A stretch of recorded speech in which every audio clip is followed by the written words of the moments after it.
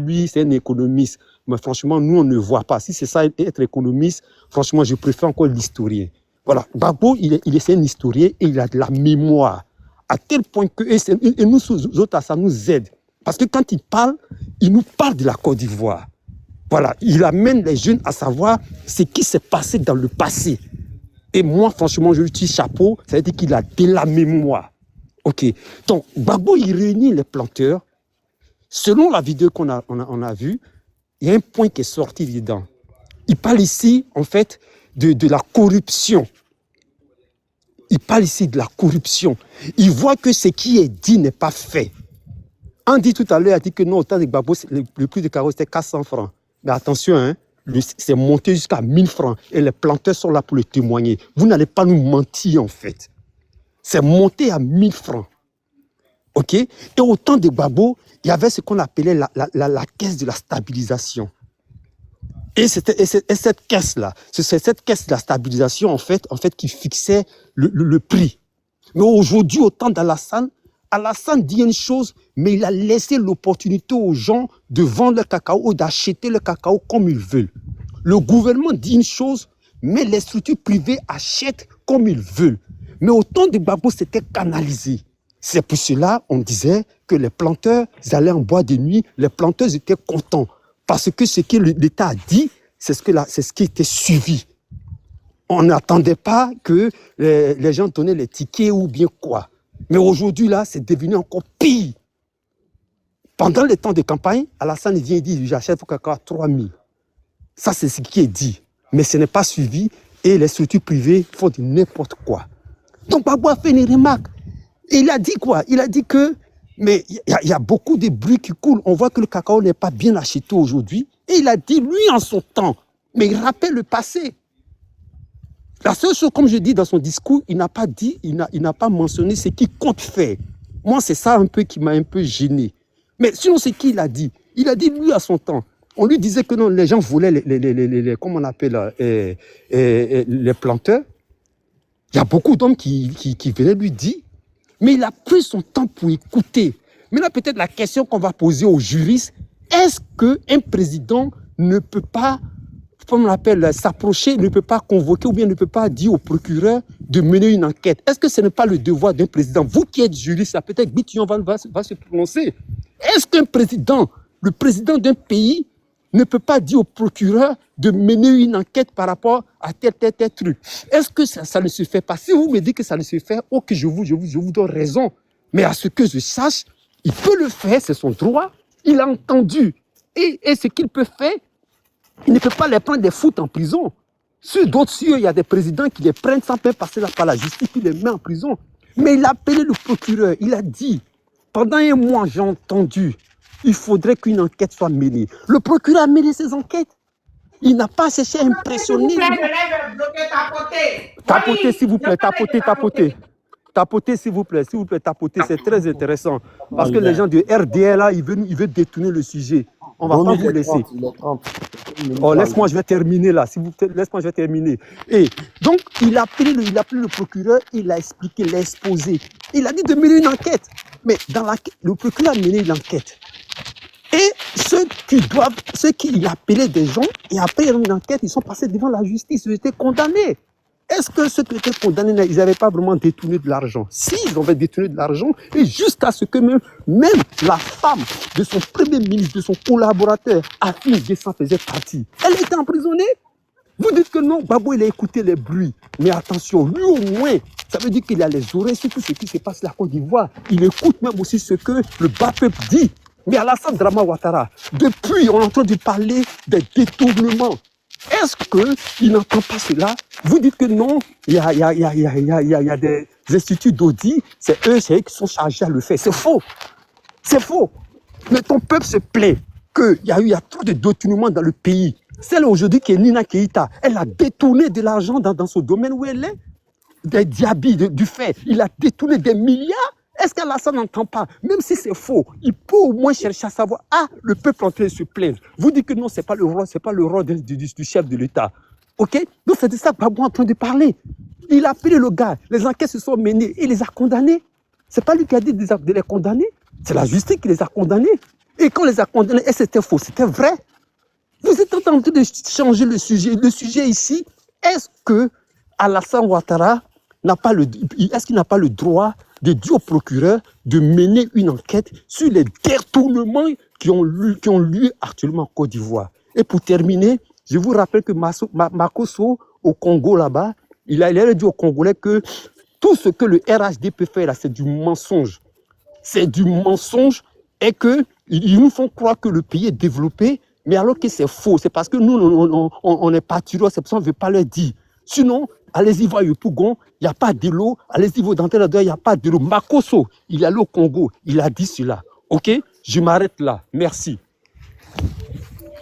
C'est à moi, hein, parce que là, il y a mon je suis là. Motion. Oui, Non, je vais fermez vos répondre micros, parce que c'est moi qui ai pardonnez. posé la question, Rachel. Fermez vos Rachel, micros. s'il te plaît. Rachel, excuse-moi, Non, pardon, mon nom je c'est vais Clarisse. faire Dis-moi, juste s'il une te motion plaît. parce que ça fait au moins un temps que je n'ai pas parlé. S'il te plaît. Faut faire motion. Pardon, Ronnie, tu prends la Clarisse, motion? désolé. Pardon, Clarisse. Excuse. Voilà.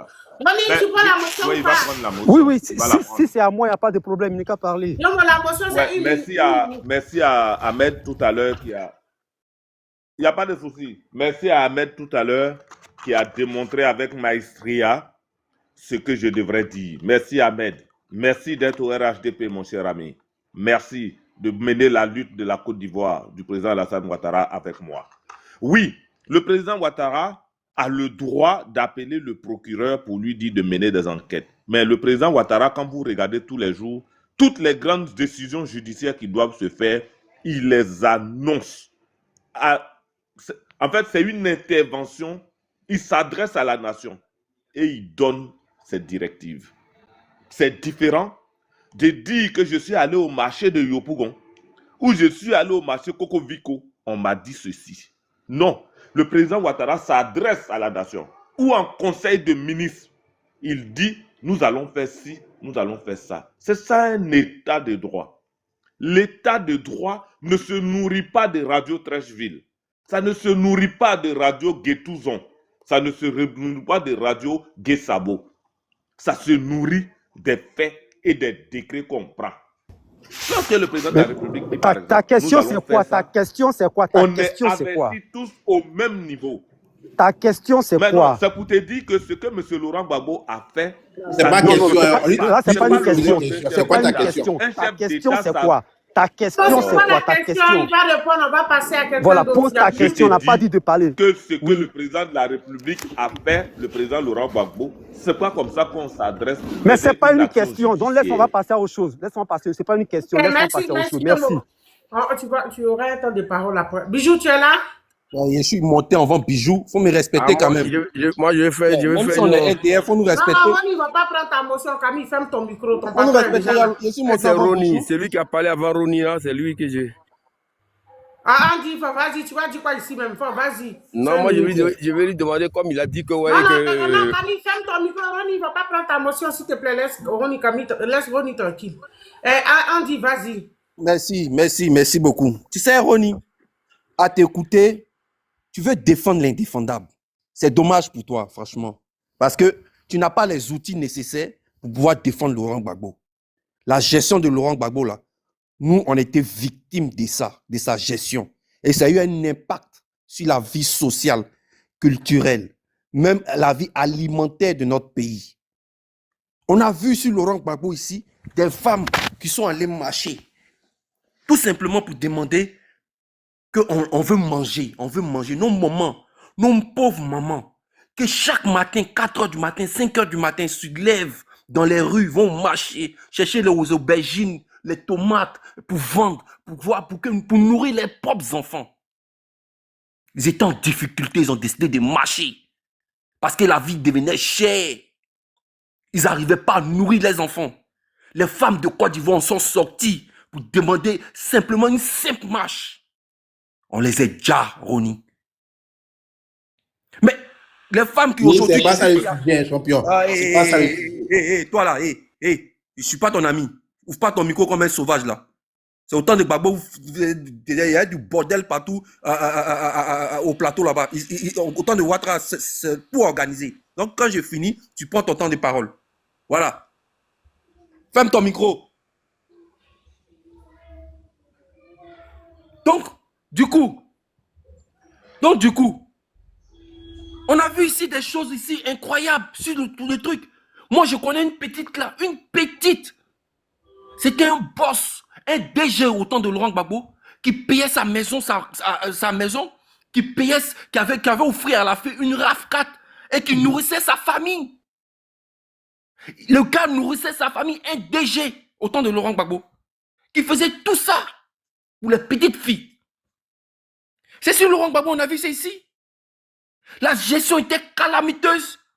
La gestion était incroyable. Mais attends, est-ce que ça a Laurent Gbagbo de dire au procureur de mener une enquête contre la filière café cacao?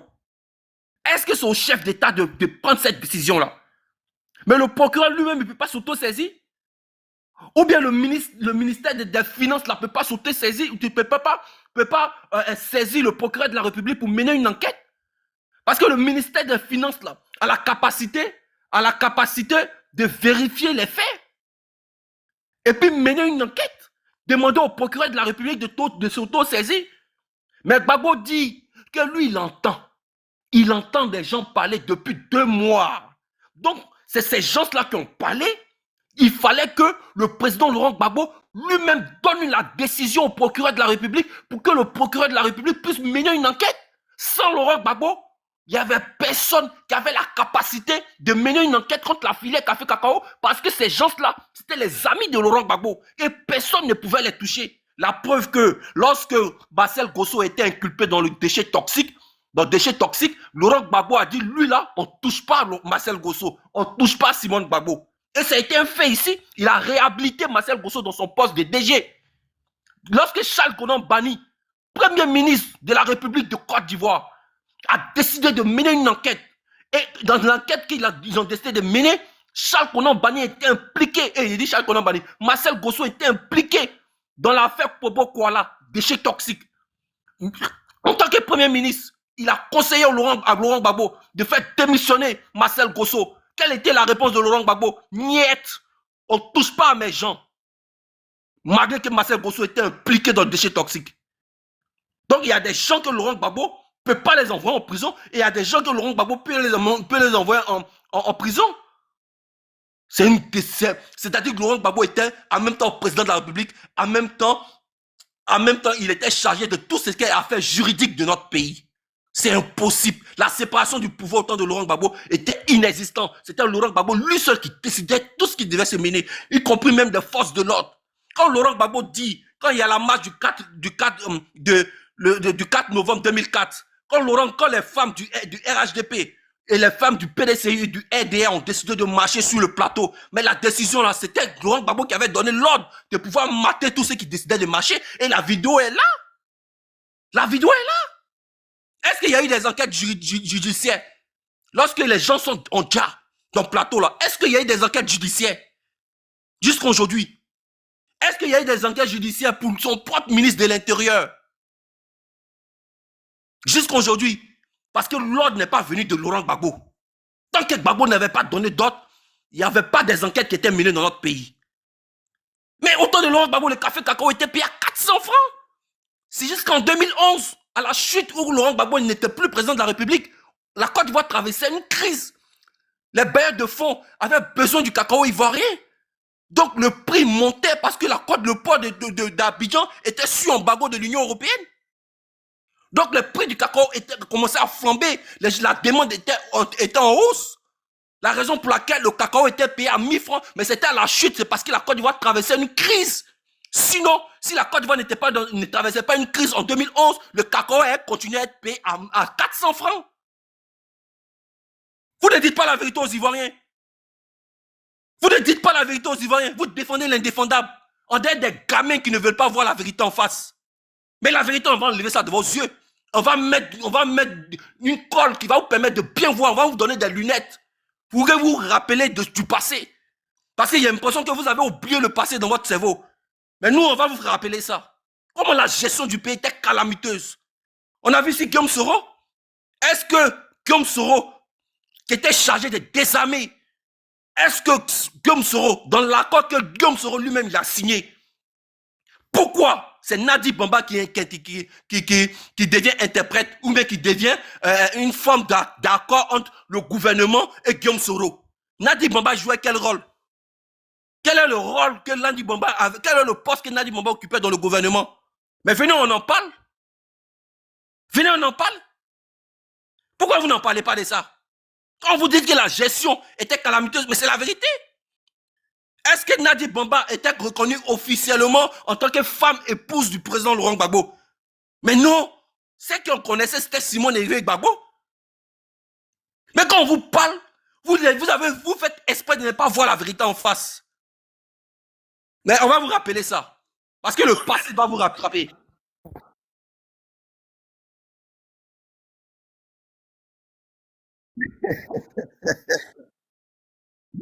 Je chute là. Non, je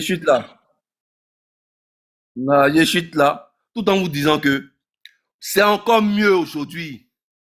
Aujourd'hui, au moins, il y a des contrôles qui sont faits. Aujourd'hui, au moins, il y a la Cour des comptes qui vérifie chaque dépense de l'État. Nous sommes dans un gouvernement responsable qui est capable de prendre des décisions responsables en dehors même du président de la République. Nous avons des hommes de qualité qui sont capables de prendre des décisions en dehors même des responsabilités du président de la République. Et c'est ça ce qu'on demande. Aujourd'hui, nous avons un pays qui est totalement parfait. La Côte d'Ivoire aujourd'hui rayonne. Au temps de Laurent Gbagbo, on était à 12 000 milliards de PIB avec une dette de 6 000 milliards. On ne pouvait pas avancer. Le président Ouattara, quand Romy dit que le président Ouattara, lui, préfère l'historique par rapport à l'économiste. Mais l'économiste, là, il a renoncé aujourd'hui le PIB de la Côte d'Ivoire. Aujourd'hui, en 2027-2030, on va atteindre les 100 milliards de PIB. C'est la vérité. Il ne s'est pas cette année un PIB qui n'a pas bougé. Chaque année, le PIB de la Côte d'Ivoire bouge et augmente au lieu de rétrécir. C'est la raison pour laquelle on préfère l'économiste, parce que nous fait avancer. Mais l'historique, là, nous ramène dans le passé, qui nous emmène nulle part.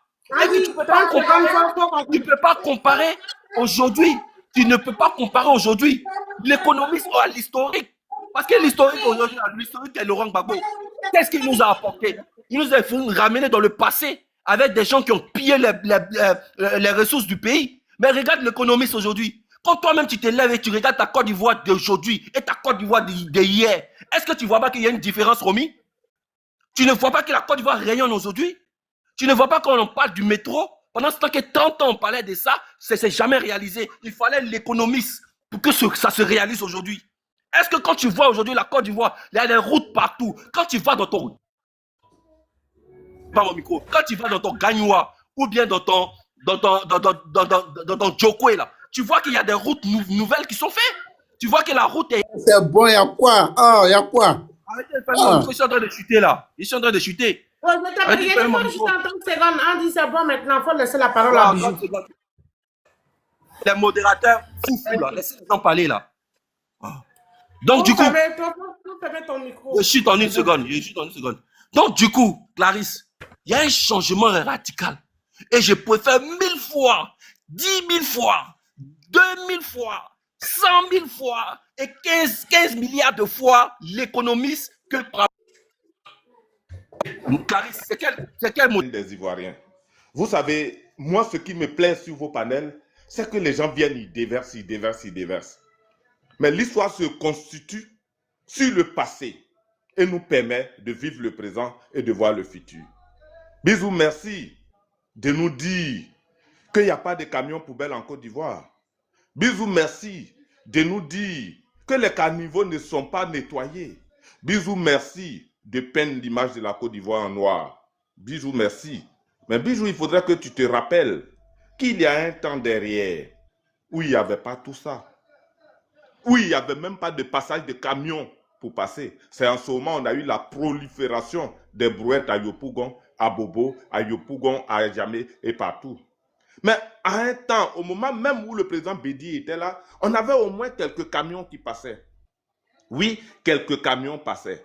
Mais lorsque les refondateurs sont arrivés, avec le budget sécurisé, avec la refondation, tout ça a disparu. Tout ça a disparu. On a eu le Clobo Kloala. On a eu des sacs de cacao qui ont été brûlés devant le siège de la caisse stable. Mais aujourd'hui, réjouissons-nous qu'en Côte d'Ivoire aujourd'hui, au niveau de l'environnement, beaucoup a été fait. Quand vous passez à l'Indénié, vous avez vu le carnage que ça faisait. C'était pire qu'un cimetière, c'était pire qu'un tombeau ouvert. Mais aujourd'hui, grâce au président Alassane Ouattara et grâce à ces ministres qui se sont succédés successivement à ce ministère, la Côte d'Ivoire au niveau environnement, c'est propre. Est-ce que vous êtes passé à Adjamé? Je passe sous le contrôle d'Adjamé, 220 logements. Quand vous parlez de 220, je ne sais pas bien, mais Adjamé, à la gare d'Adjamé, il n'y avait plus de route. Quand il pleuvait, les Gbaka n'avaient même plus de place pour se garer, pour transporter nos pauvres mamans qui venaient faire le marché afin de rentrer chez eux pour nourrir leur famille. Oui, il n'y a plus d'inondation à l'Indénié, là, c'est ça? Excusez-moi, je termine, s'il vous plaît. Excusez-moi. Après, vous allez poser vos motions. Merci à ces différentes personnes. Est-ce que vous avez vu Abobo? Est-ce que vous avez vu le marché d'Abobo?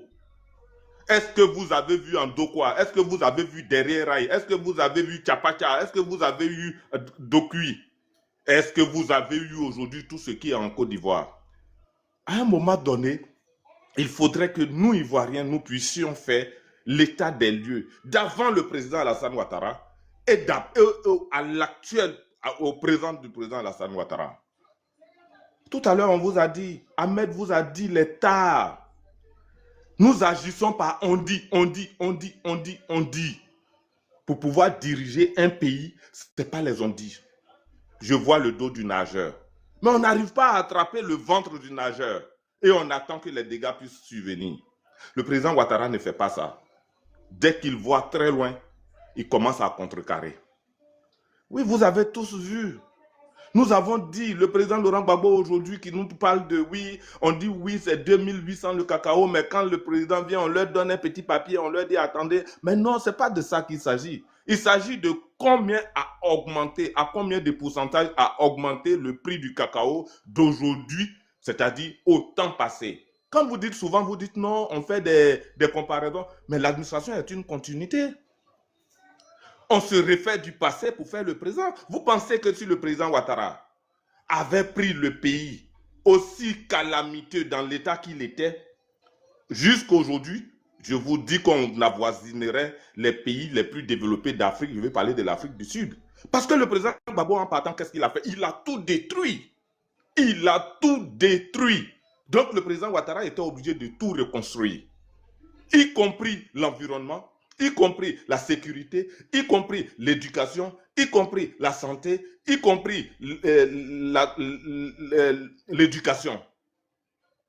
Mais comment pourrons-nous rester à cette étape pour aujourd'hui avoir un budget de combien de dizaines de milliards aujourd'hui? Mais c'est la clairvoyance de quelqu'un et d'une équipe qui ne pense pas, qui ne se fait pas raconter dans le marché d'Adjamé, qui ne se fait pas raconter dans le marché d'Abobo, qui ne se fait pas raconter dans le marché du plateau, ou du moins parmi les tournées présidentielles. Oui, parmi les présidentielles, on a tout vu. On a tout vu. Le président Ouattara, lorsqu'il a vu le pays en lambeaux, il a fait cette tournée. Mais il a commencé à réparer les routes, à reprofiler, à donner de l'eau, à donner des écoles, des universités, des infirmeries, des hôpitaux, des CHR, des voitures, équiper nos préfets. Et que vous savez que nos préfets étaient à moto et même certains attendaient même les jours du marché pour aller accomplir leur devoir d'administrateur civil. Mais le président Ouattara est arrivé, il a trouvé ça anormal, il a donné les moyens de locomotion à tous ses préfets, presque. Aujourd'hui, je pense que 99% de nos sous-préfets, nos secrétaires généraux, nos préfets sont équipés de voitures et de résidences dignes de ce nom. Vous allez venir nous parler de poubelles. Oui, on peut en parler des poubelles. Il y a eu le Klobo Kuala. Les voitures qui ne ramassent pas. Combien de jours passaient ces voitures au moment où M. Laurent Gbagbo était là? On se pose même la question si elles existaient. Mais aujourd'hui, vous voyez l'ANASUR, le gros travail qui est fait au niveau de l'ANASUR. Abidjan est propre, le plateau est propre, Abobo est propre, Agamé est propre. Yopougon est en train d'être propre avec la clairvoyance aujourd'hui d'Adama Bitogo, monsieur le député maire que je salue au passage. Allez-y à Daloa, regardez Daloa, regardez Gagnoa. Même Mama, où il n'y avait pas de bitume, le président Gbagbo aujourd'hui peut emprunter le bitume d'Abidjan jusqu'à Mama. Ça fait partie des divisions de la Côte d'Ivoire et du RHDP. Je vais m'arrêter, peut-être que Ahmed ajoutera beaucoup de choses là-dessus. Mais je vous dis que lorsqu'on dirige un pays, on ne va pas se renseigner à Radio Trècheville. Je vous ai parlé tout à l'heure de séparation de pouvoir. Personne n'a pu me répondre à ma question. Parce que lorsque le président de la République donne des instructions à un procureur, mais le procureur va réagir et il va exécuter ce que le président de la République a dit. Mais l'hiérarchisation voudrait que nous passions par son ministre qui est au-dessus de lui. Et c'est pourquoi j'ai dit, quand le président de la République veut faire une adresse à la nation ou veut faire une poursuite, ça passe en Conseil des ministres et le président de la République s'adresse à la nation de Côte d'Ivoire. Tellement tout est prêt et tout est hiérarchisé. Mais au temps où nous avions à l'époque le rendez-vous du puissage, au temps où nous avions à l'époque, je connais tel, je ne connais pas tel. Au temps où nous avons à l'époque, où M. Gbitignon ne pouvait pas aller au pays, soi-disant il n'y avait pas de sécurité. Mais je me réjouis aujourd'hui que M. Gbitignon soit en Côte d'Ivoire sous le soleil. M. Gbitignon, j'ai fini et puis tu fermes ton micro s'il te plaît. Jomo, est-ce que tu m'entends? J'ai fini, Gbitignon. Gbitignon, laisse-le finir. Gbitignon, laisse-le finir. Laisse-le Gbitignon, je finis, tu vas parler. Gbitignon, je finis et puis tu vas parler. Je me réjouis aujourd'hui que Gbitignon, qui hier disait que la Côte d'Ivoire n'était pas sécurisée et que les dépenses n'étaient pas encore faites et qu'en Côte d'Ivoire aujourd'hui tu ne pouvais pas te déplacer d'un point A à un point B.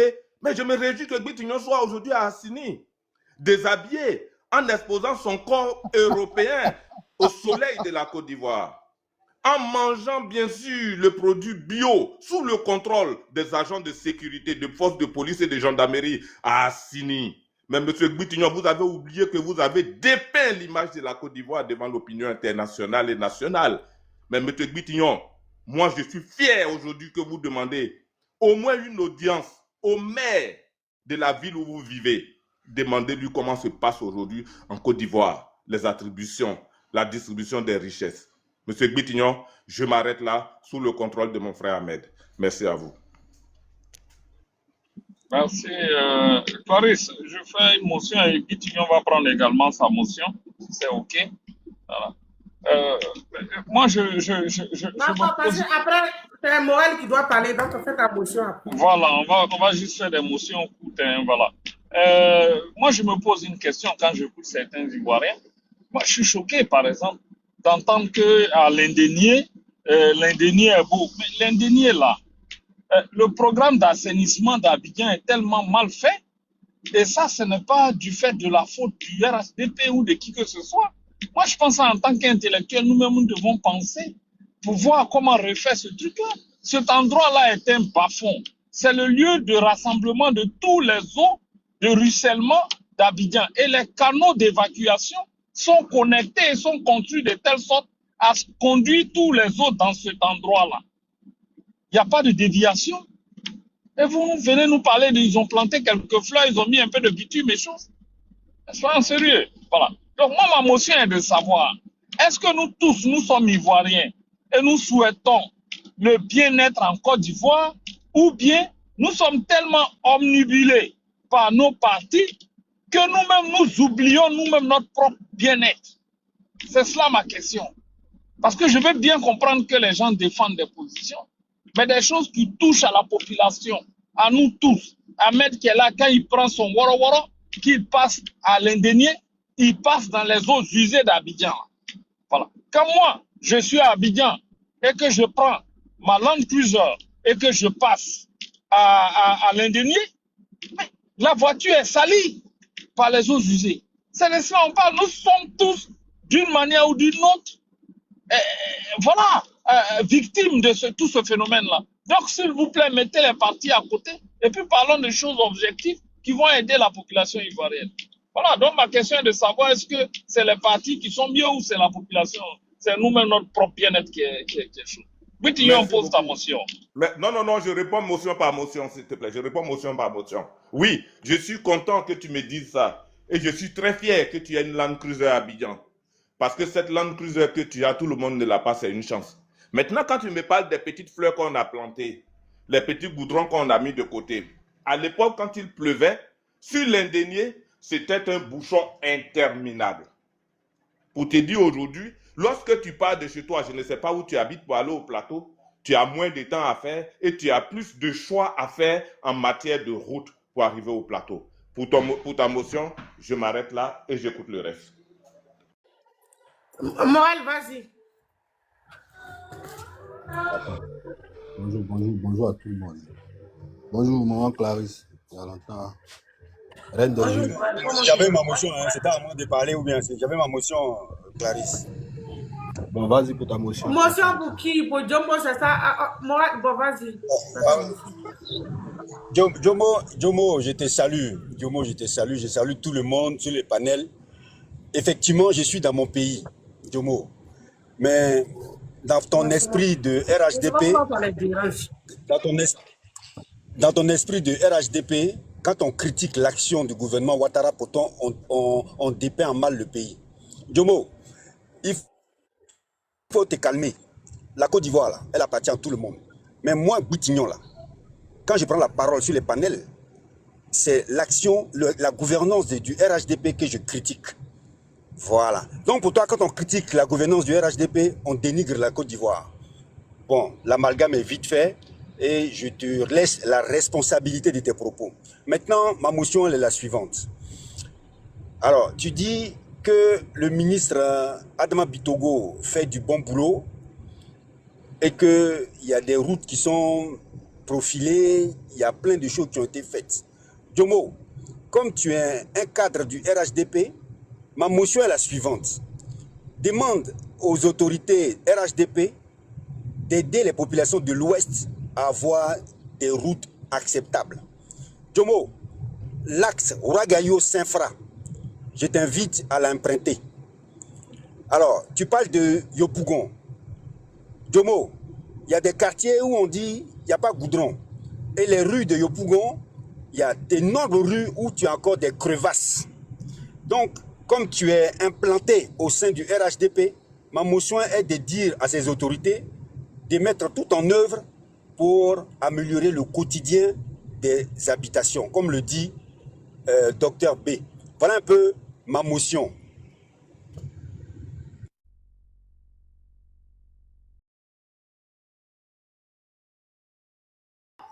Merci, grand frère. Merci, monsieur Boutignon. Merci beaucoup. Mais Non, Boutignon- pardon, faut que non, mettre au je micro, réponds une minute. Une minute. Non, mais laissez-moi parler. Vas-y. Non, une minute.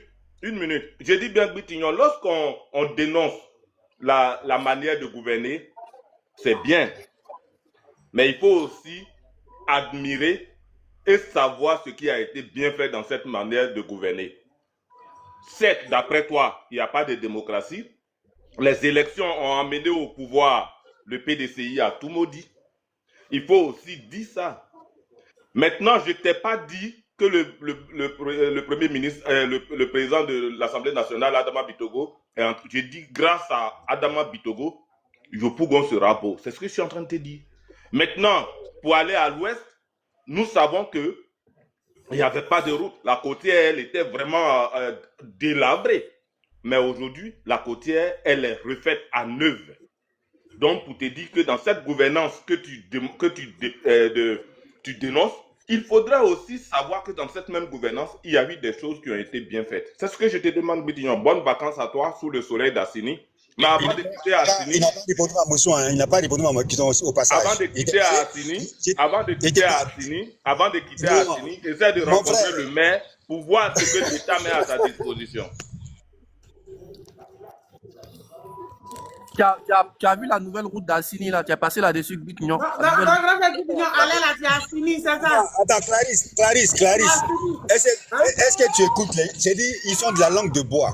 Je parle de Ouragayo Saint-Franc. Bitignon, faut faire doucement. Faut pas, les gens là vont te bloquer là-bas comme ça. Pardon. Faut revenir d'abord, tu as parlé. Il faut revenir d'abord avant de parler. Voilà. J'ai publié, écoute. Je viens de publier une vidéo de Makosso. Écoute, j'ai publié une vidéo de Makosso. Il était au Congo.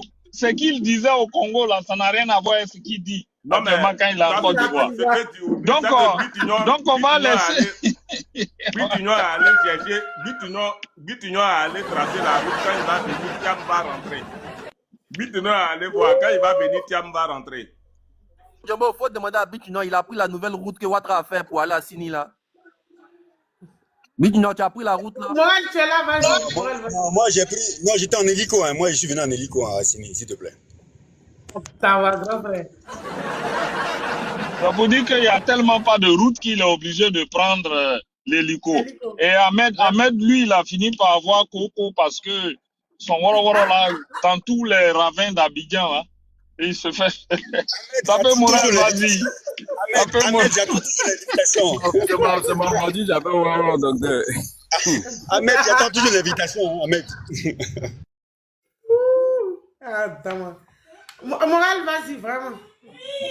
Donc, bonjour à tout le monde. Maman Clarisse, bonjour. Reine des Jeux, bonjour.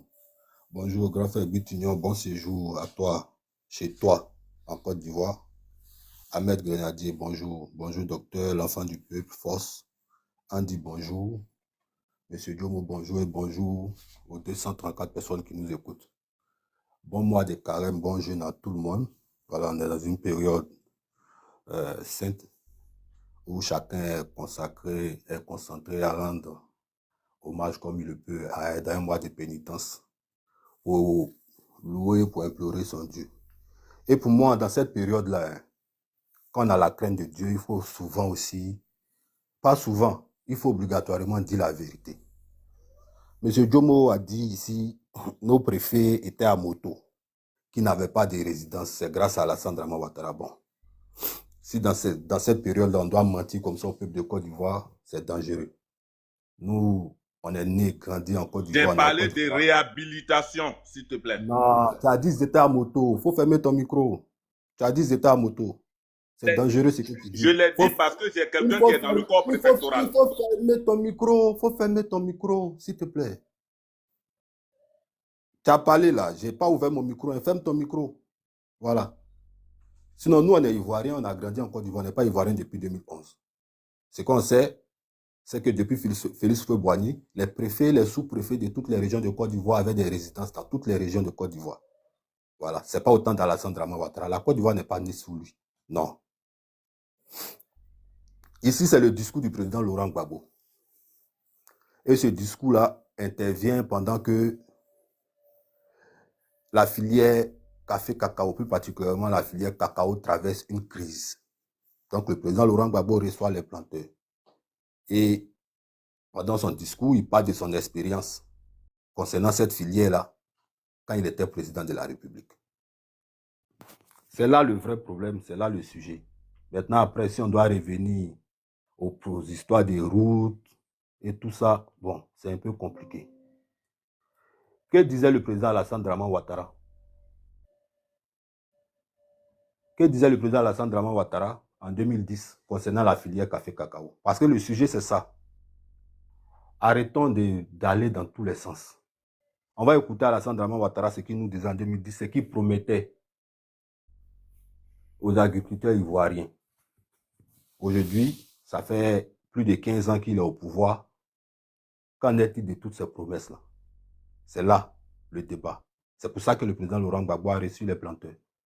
Parce que les planteurs ne savent plus à quel sens se vouer.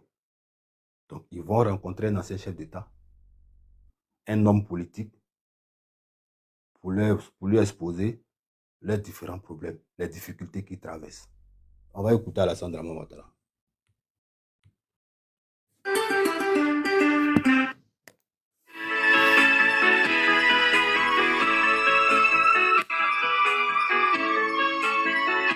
Le succès de ce pays repose sur l'agriculture. Mes chers compatriotes, la Côte d'Ivoire c'est plus de 10 millions de personnes qui vivent de l'agriculture. Aujourd'hui, combien le paysan ivoirien touche-t-il sur le prix du cacao lorsque les cours à l'international sont bas? Il n'y a pas longtemps, c'était moins de 30% du prix international, alors qu'au Ghana voisin ou encore au Nigeria, les paysans gagnent plus. Pour vous, nous allons créer 2 organismes publics chargés d'organiser la collecte, l'exportation et la régulation de façon transparente des binômes café-cacao et coton anacarde. La filière coton sera restructurée et réhabilitée. Nous allons vous assurer des prix d'achat bord champ garantis et bénéfiques. Le prix du café et du cacao ne sera jamais inférieur à la moitié du prix de vente international et du cacao ne sera jamais inférieur à la moitié du prix de vente international. Bord champ garanti et bénéfique. Le prix du café et du cacao ne sera jamais inférieur à la moitié du prix de vente international. Le prix du café et du cacao ne sera jamais inférieur à la vente du prix à l'international. Monsieur Jomo, Monsieur Ahmed, Andy, de 2010 jusqu'à aujourd'hui, là, donnez-moi un seul prix qui a été égal à 50% du prix du cacao à l'international. Donnez-moi une seule année où Draman a respecté sa parole. C'est de ça qu'on vous parle. Non, Gbagbo, est-ce que Gbagbo, il a rencontré les planteurs? Il a fait part de son expérience dans la filière café-cacao. Et dans cette expérience-là, dans la filière café-cacao, quand il y a eu des détournements, parce qu'un chef d'État, il écoute sa population. Un chef d'État, il écoute ses services de renseignement. Quand il dit j'ai entendu, il a entendu de la part de qui? Des planteurs, mais aussi un chef d'État, il a des services de renseignement. Ou quand Gbagbo parlait là, il a dit que c'est dans les rues, il s'est promené et puis il a entendu ça. Mais c'est les planteurs qui lui ont rapporté ça. Parce qu'à la différence, à la différence de votre président que vous suivez là, lui il va au village, dans son village là, il y a des planteurs de cacao. Il lui parle. Si Draman partait à Kong, il allait savoir que le prix du coton là est mal payé. Il allait savoir que la nacade là est mal payée. Mais il est toujours assigné entre la lagune et la mer. Comment il va connaître les réalités des Ivoiriens, des planteurs? Comment il va connaître les réalités des planteurs? Donnez-nous une seule année où Draman a respecté sa promesse de 2010. Une seule année où le prix du cacao a avoisiné les 50% du prix à l'international. Une seule année, on veut savoir. Si vous avez fait ça, on arrête le débat. On arrête carrément. La seule fois où il s'est hasardé à donner le prix à 2800, mais le cacao n'est pas payé. Le cacao n'est pas payé. La seule fois où il s'est hasardé à donner un prix qui avoisine les 50% du prix à l'international, voilà le résultat. Il y a une crise dans la filière cacao. C'est de ça qu'on vous parle. Non, Laurent Gbagbo a donné 2 milliards à Chirac. Non, Laurent Gbagbo, autant de Laurent Gbagbo. Toi, maintenant, tu as parlé de honte. Toi, tu sais ce qu'on appelle la honte. Quand Laurent Gbagbo parle, il nous fait honte. Parce qu'il a dit, j'ai entendu, et qu'il a saisi le procureur. Mais attends, en français, terre à terre, si vous ne le savez pas, le procureur, là, il est l'avocat de l'État. Ahmed, toi-même, tu peux saisir le procureur. Oui, tu peux le faire. Et le chef d'État, mais il n'est pas juge, il n'est pas magistrat. C'est là qu'on parle de séparation du pouvoir. Parce que quand il constate quelque chose, où des gens doivent être jugés, où des enquêtes doivent être faites, mais il approche le procureur. Ça, c'est la procédure normale. Ce n'est pas comme Alassane Draman Ouattara qui dit que Soro Guillaume sera condamné à perpétuité pendant qu'il n'est pas juge. Pendant que la condamnation à perpétuité n'existe pas dans les condamnations ivoiriennes. Mais on crée ça simplement pour écarter un supposé adversaire politique. C'est là qu'on ne parle pas de séparation de pouvoir. Vous voyez, moi, ces 2 derniers temps, je suis calme parce que discuter avec vous, là, ça ne sert à rien. Ça ne va rien changer. Ça ne va rien résoudre. On va vous laisser vous-même faire le travail.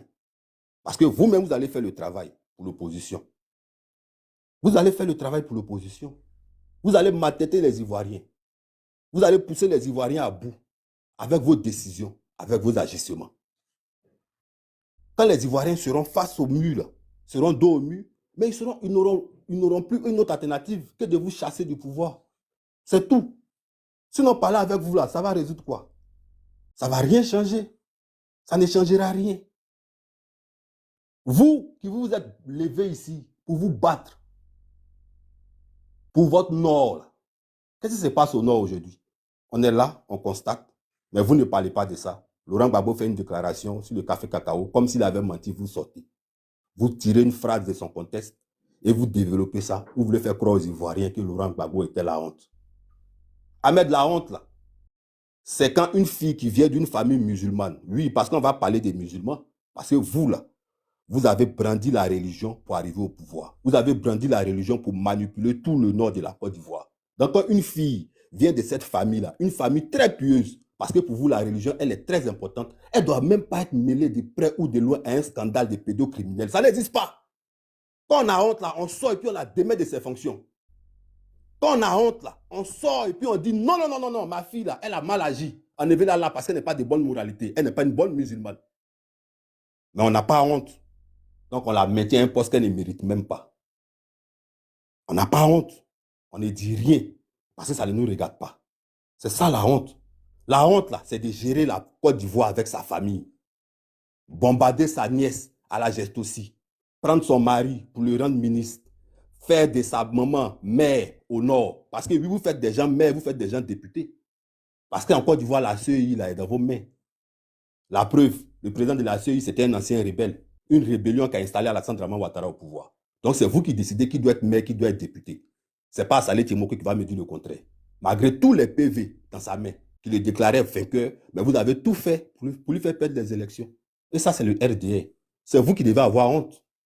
Ce n'est pas le fait que Laurent Gbagbo se prononce sur sa saisie de la justice pour incriminer même ses partenaires de lutte, ses camarades combattants.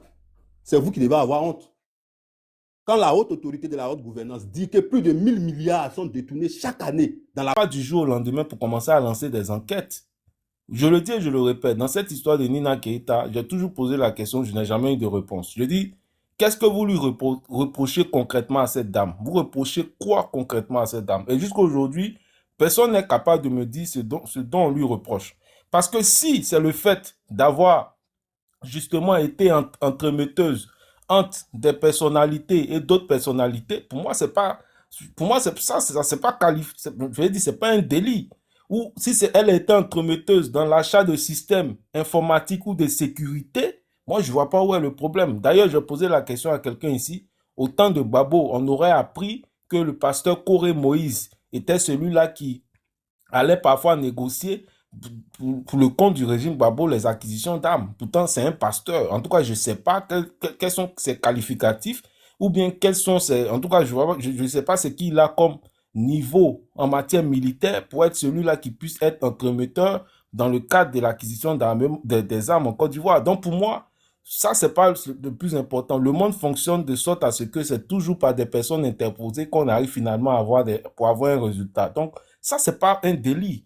Donc, je ne vois pas dans ce qui se passe. Alors, on parle des questions de la pédocriminalité, soit disant qu'elle aurait présenté, soit disant des gens. Même là encore, je dis, ce dont on nous oppose ou ce dont on nous présente en réalité des personnes qu'elle aurait présentées qui ont 25 ans, c'est des majeurs vaccinés. C'est des personnes qui sont majeures vaccinées. Donc, pour moi, je ne vois pas... Alors, il y a un micro ouvert. Alors, je ne vois pas où est le problème. Au contraire, ça montre déjà même sa bonne foi. Le fait de dire qu'elle a présenté des personnes qui sont majeures, qui ont 25 ans, et que peut-être le monsieur aurait répondu que moi, ce n'est pas ma tasse de thé, je préfère des personnes plus jeunes, ça signifie qu'elle est de bonne moralité. Parce qu'elle aurait pu aller chercher des personnes justement mineures, mais elle ne l'a pas fait. Puisque si elle a présenté quelqu'un qui a 25 ans, pour moi déjà, ça montre déjà que c'est quelqu'un qui n'est pas dans ce cadre-là. Alors, donc moi, je pense que c'est un débat. On cherche à diaboliser. D'ailleurs, toutes les images qui nous sont présentées, mais c'est des images qui étaient en rapport avec sa fonction. En tout cas, ce qu'elle faisait comme métier. Puisque Nina Keïta était mannequin. Elle était mannequin, donc c'est totalement normal qu'elle ait des photos justement d'elle qui la présente, je veux dire, habillée d'une certaine façon, puisque c'est comme ça que s'habillent généralement les mannequins. On a vu ici les Miss Côte d'Ivoire, on sait comment les Miss s'habillent, etc., pour défiler. Donc c'est pareil pour elle. Donc moi je pense qu'il faut sortir des émotions, il faut sortir des émotions, il faudrait que véritablement on se concentre sur l'essentiel. L'essentiel, c'est ce que vivent les Ivoiriens au quotidien. Ils ont des problèmes, ils ont des préoccupations. Le RAGP a Il y a une échoué. motion, après il va te faire sa motion. Oui, vas-y, mon frère. Je termine en une phrase et puis voilà, il va faire ça. Alors, le RAGP a échoué ici pas mal de points, notamment même, je prends un exemple, la question des logements, le logement qui devient de plus en plus cher en Côte d'Ivoire. Voilà les questions sur lesquelles l'opposition doit se concentrer plutôt que de faire de ça des problèmes de personnes. Je vais m'arrêter là pour prendre la motion. Merci, Kevin. Oui, fais ta motion, mon frère chéri. Oui, bonjour, ma sœur Série. Je salue tout le monde sur le panel et ceux qui sont en bas. Tapoter, partager. Je vais inviter à Kevin de faire des efforts peu utiles. Hein. Est-ce que tu sais que Clinton, Hillary et Bill Clinton ont comparu aussi dans l'affaire actuellement Epstein? Est-ce que tu sais ça? Franchement. Oui. Et ils veulent qu'on n'a qu'à passer dessus comme ça sans rien dire. Parce qu'on est encore répondu, hein, oui. Ah, tu sais qu'ils ont comparu, ok. Donc, non, quelqu'un. Ouais, on peut dire ça comme ça, vas-y, devant le Congrès, non, c'est ça, si je ne me trompe pas. Non, tu ne te trompes pas. Donc, eux, qui sont présidents des États-Unis qui ont été et tout ça, ont comparu. Le mannequin qui est cité, nous, on doit lui coller la paix. C'est-à-dire, ça ne nous intéresse pas, on ferme nos bouches et on s'intéresse au pont que Ouattara est en train de construire. C'est ce que tu es en train de nous dire. Je veux savoir, avant que je développe plus tard, c'est juste ma motion. Est-ce que c'est ce que tu es en train de nous faire comprendre? Allons-y, ouais, il développe. Non, je ne développe pas, c'est pas mon temps de parole. Est-ce que tu es en train de nous faire comprendre que on ferme nos bouches, on se tait, parce qu'elle n'est que mannequin, elle est citée du côté Côte d'Ivoire, mais on s'en fiche parce que ce que Ouattara il fait, c'est des ponts pour nous. Donc, non, parce qu'il n'y a rien dans le dossier qui l'implique dans quoi que ce soit. Mais Hillary Clinton et Bill n'étaient impliqués dans rien du tout. Il y a des images, il y a des images, il y a des mails, il y a des éléments qui... Je te dis la même chose, je te dis ce que le président américain a dit. S'il ment, tu vas le rencontrer, ok? Mais c'est pas devant la justice qu'ils ont comparu. Je te le dis, je dis encore une fois, pour faire simple, ce que le président américain a dit, l'ex-président si tu veux. Il est cité dans une affaire et il dit, personne ne peut être au-dessus de la justice. Même pas, encore moins un président. Et il le dit, hein, c'est lui qui le dit. Encore moins un président. Bien étayant qui n'a aucun rapport avec Epstein, mais il dit encore moins un président. Donc, il s'est fait l'exercice de venir respecter la justice. Encore, disons que, si tu veux, hein, c'est peut-être la justice américaine qui se veut plus juste. Et la Côte d'Ivoire n'a aucune justice. Si c'est ce que tu veux nous faire comprendre. Sinon, nous, on ne dit pas que quelqu'un est coupable. On dit que quelqu'un qui est cité, normalement, on prend des dispositions à ce niveau, avant même d'établir sa culpabilité. Jack Lang commence par démissionner en France sous pression de l'Élysée. C'est dit que simplement cité. Et lui-même, Lang dit, lui n'est pas coupable, il ne se reproche rien. Mais il donne sa démission. C'est une question de probité, une question de morale. Et c'est ce qui devrait diriger un pays. Ce n'est pas la force et le pouvoir qui dirigent. C'est des principes qui dirigent. Une société organisée par des principes. Premièrement, la loi, l'égalité, et au fur et à mesure, on y va. Donc, quand vous avez des propos, toi qui es juriste, des propos pareils, mais ça fait, c'est dit que, en plus de penser vouloir endormir les gens, mais c'est répugnant à la fin. Parce que nul ne peut être au-dessus. Je ne rentre pas encore dans le sujet de corruption, on va y aller, mais nul ne peut être au-dessus des principes de droit de loi. Nul ne peut être au-dessus des principes de protection d'éthique et sociale. Personne. Et Bill Clinton le dit, même un président. C'est-à-dire, il va dire, ou si tu veux, il va dénier Epstein. C'est dit tous les rapprochements qu'on pense avec lui, parce que lui, il ne le connaît pas, il n'a pas, enfin, tous ces rapports-là. Mais le plus important dans ce qu'il dit et que je retiens, c'est qu'il fait cet exercice-là pour démontrer que personne ne peut être au-dessus du principe. Donc, il vient répondre. Mais tu nous dis que ce qui nous intéresse en Côte d'Ivoire, c'est ce que Ouattara est en train de bâtir. C'est-à-dire que c'est les ponts de chimères qui bâtissent. Nous, on ferme nos bouches. Quand il s'agit de Nina Keïta, on se concentre sur l'essentiel de la Côte d'Ivoire. Parce que Brendoumi, lui, serait vice-président au niveau de l'Assemblée nationale. Mais un vice-président au niveau de l'Assemblée nationale qui n'a même pas l'éthique, et peut-être qu'il ne connaît pas le rôle du député. Sinon, s'il sait aussi qu'il est le porte-voix du peuple, là, c'est même pas à nous de parler de l'affaire Epstein. C'est même pas à nous de parler de Nina Keïta. Mais c'est Brendoumi qui doit le porter. Donc, tu ne voudrais pas qu'on rentre dans ça pour l'instant. C'était juste ma motion. Quand je vais prendre ma prise de parole, on va aller plus loin. Merci.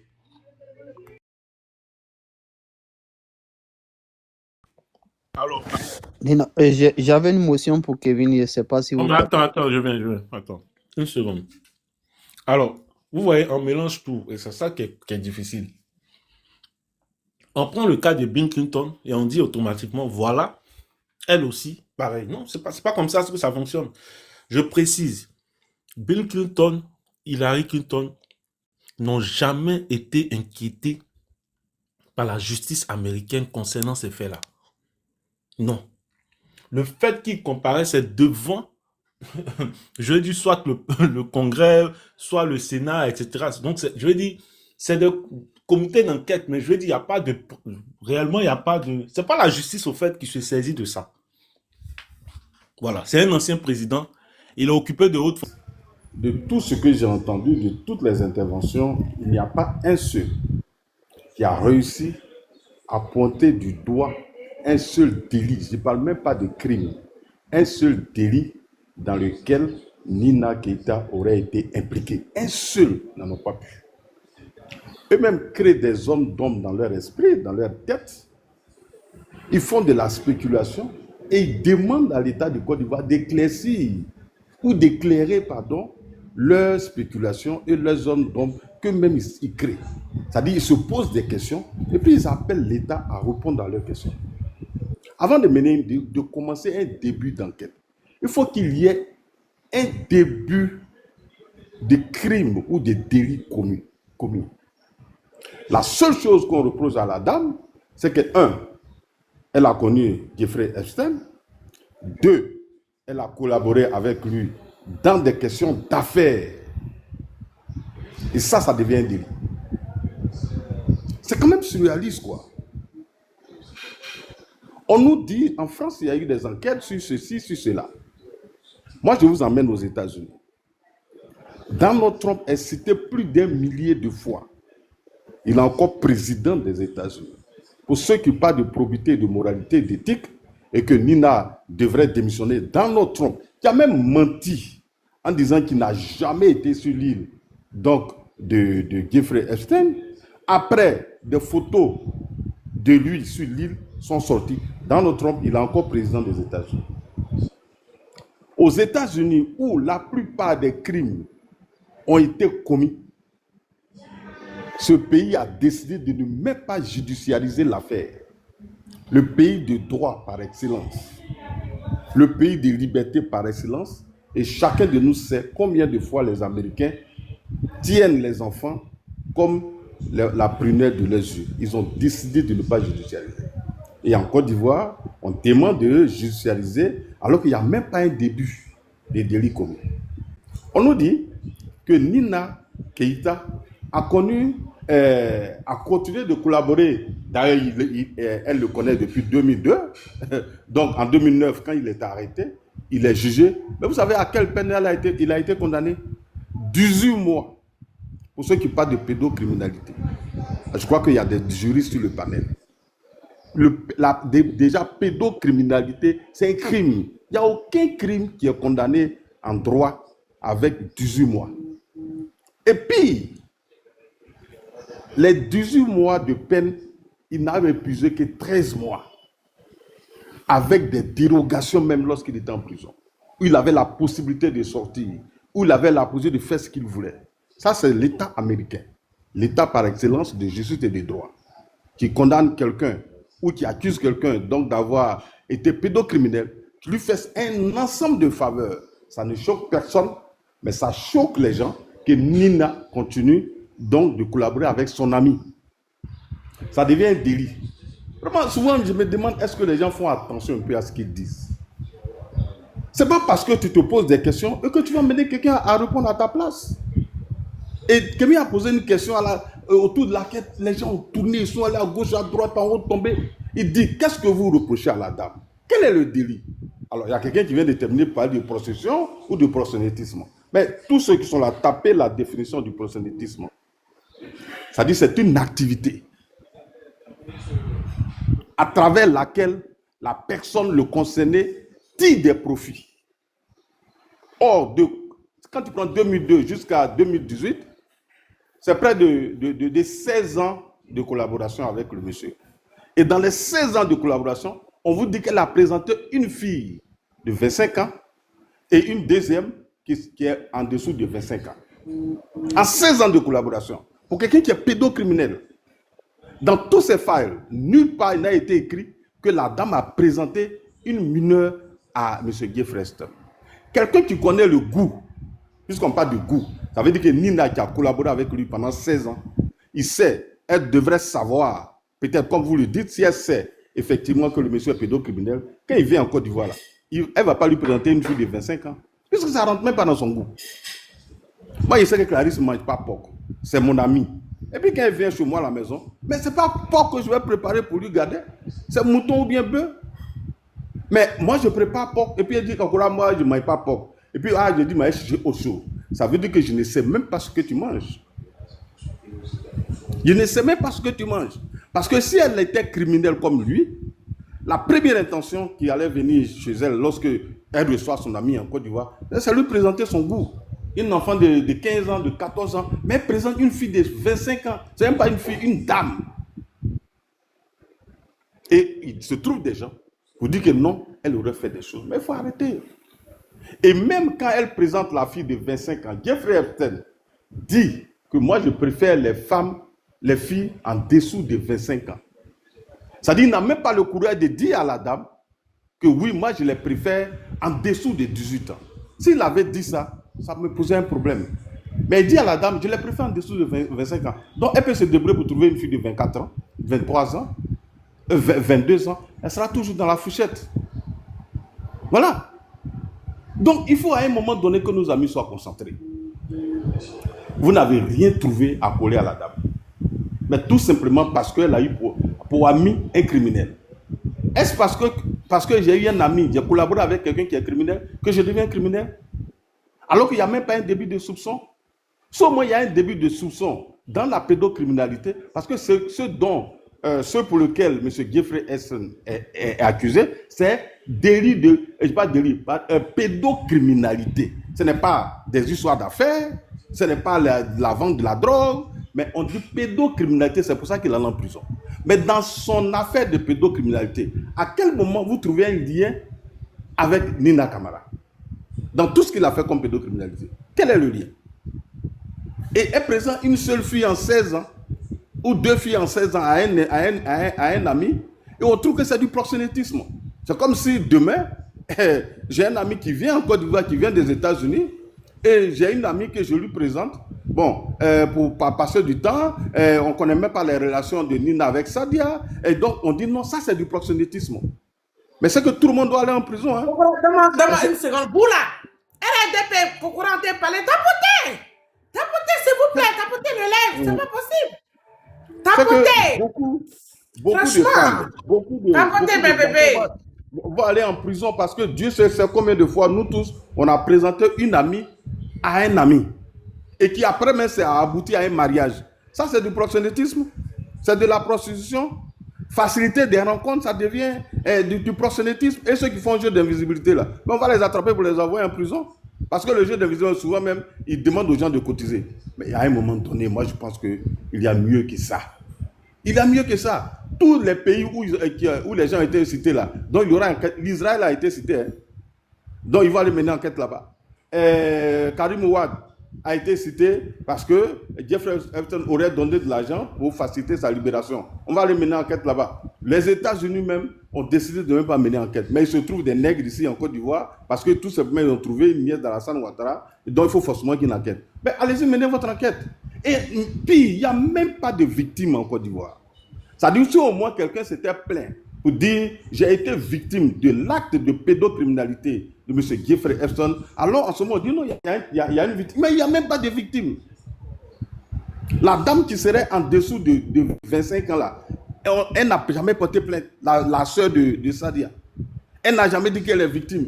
Mais il se trouve des gens pour estimer qu'il y a certainement, c'est-à-dire il se pose des questions, disent certainement qu'il y a un crime derrière. Et donc il faut mener une enquête. Mais à un moment donné, il faut arrêter. Il faut arrêter. On nous parle de moralité, de probité, d'éthique. Mais si on doit considérer ça, le premier à démissionner de son poste, c'est, comment on appelle, Donald Trump, le prince qui a été arrêté. Mais c'est parce que dans les files, il a été clairement dit qu'il a transmis des dossiers confidentiels de l'État anglais à M. Jeffrey Epstein. Ça devient une haute trahison. Jack Lang, lorsque l'affaire éclate, il décide de ne pas, il dit qu'il ne démissionne pas. C'est lorsque d'autres failles sont sorties, parce qu'il a nié toute collaboration avec Jeffrey Epstein, et il dit ne pas avoir reçu de l'argent ou sa fille n'aurait pas eu de l'argent. C'est quand les nouveaux dossiers sont sortis et qu'il était écrit clairement qu'il a reçu l'argent, tout et tout, il était obligé de démissionner parce que d'abord il a menti. Il a menti et donc c'est ce qui a poussé les gens donc à demander sa démission. Mais Nina Camara, elle n'est pas ministre, elle n'est pas DG, elle est DG adjoint. C'est-à-dire une employée d'une structure, une affaire s'est déclarée aux États-Unis et autres, un peu en Côte d'Ivoire, on dit non, il faut démissionner de ton poste de DGA. Comme si elle était la première responsable d'une structure d'État. Mais à un moment donné, il faut arrêter. On nous dit, et c'est par là que je vais terminer pour ne pas être long, que Nina Camara a été entremetteuse dans une affaire donc, où elle devait faciliter l'arrivée d'opérateurs économiques en Côte d'Ivoire pour investir près de 20 milliards de dollars. Ils ne regardent pas les 20 milliards de dollars, hein, mais ils disent, elle a dit qu'elle va rapporter à son oncle le comportement donc, du ministre de l'économie et des finances. A-t-elle effectivement rapporté les faits? Ou bien même si elle rapporte les faits, en quoi ça devient un délit? En quoi ça devient un délit? Et on dit non, le monsieur a quitté le poste de ministre de l'économie et des finances pour être ministre des Affaires étrangères. Ce qui est normal dans un gouvernement de faire des changements de poste. Le gouvernement qui a été formé là, mais Dieu sait combien de personnes ont changé de poste. Mais est-ce que ça pose un problème? Et si on devait sanctionner le ministre de l'économie et des finances pour avoir fait blocage dans une affaire dans laquelle la nièce du président était, mais ce n'est pas de le bombarder, le ministre des Affaires étrangères. Parce que quand vous prenez l'ordre protocolaire du gouvernement, le ministre des Affaires étrangères, c'est un poste régalien. Donc quand on veut sanctionner quelqu'un là, on ne le fait pas monter, mais on l'a fait monter.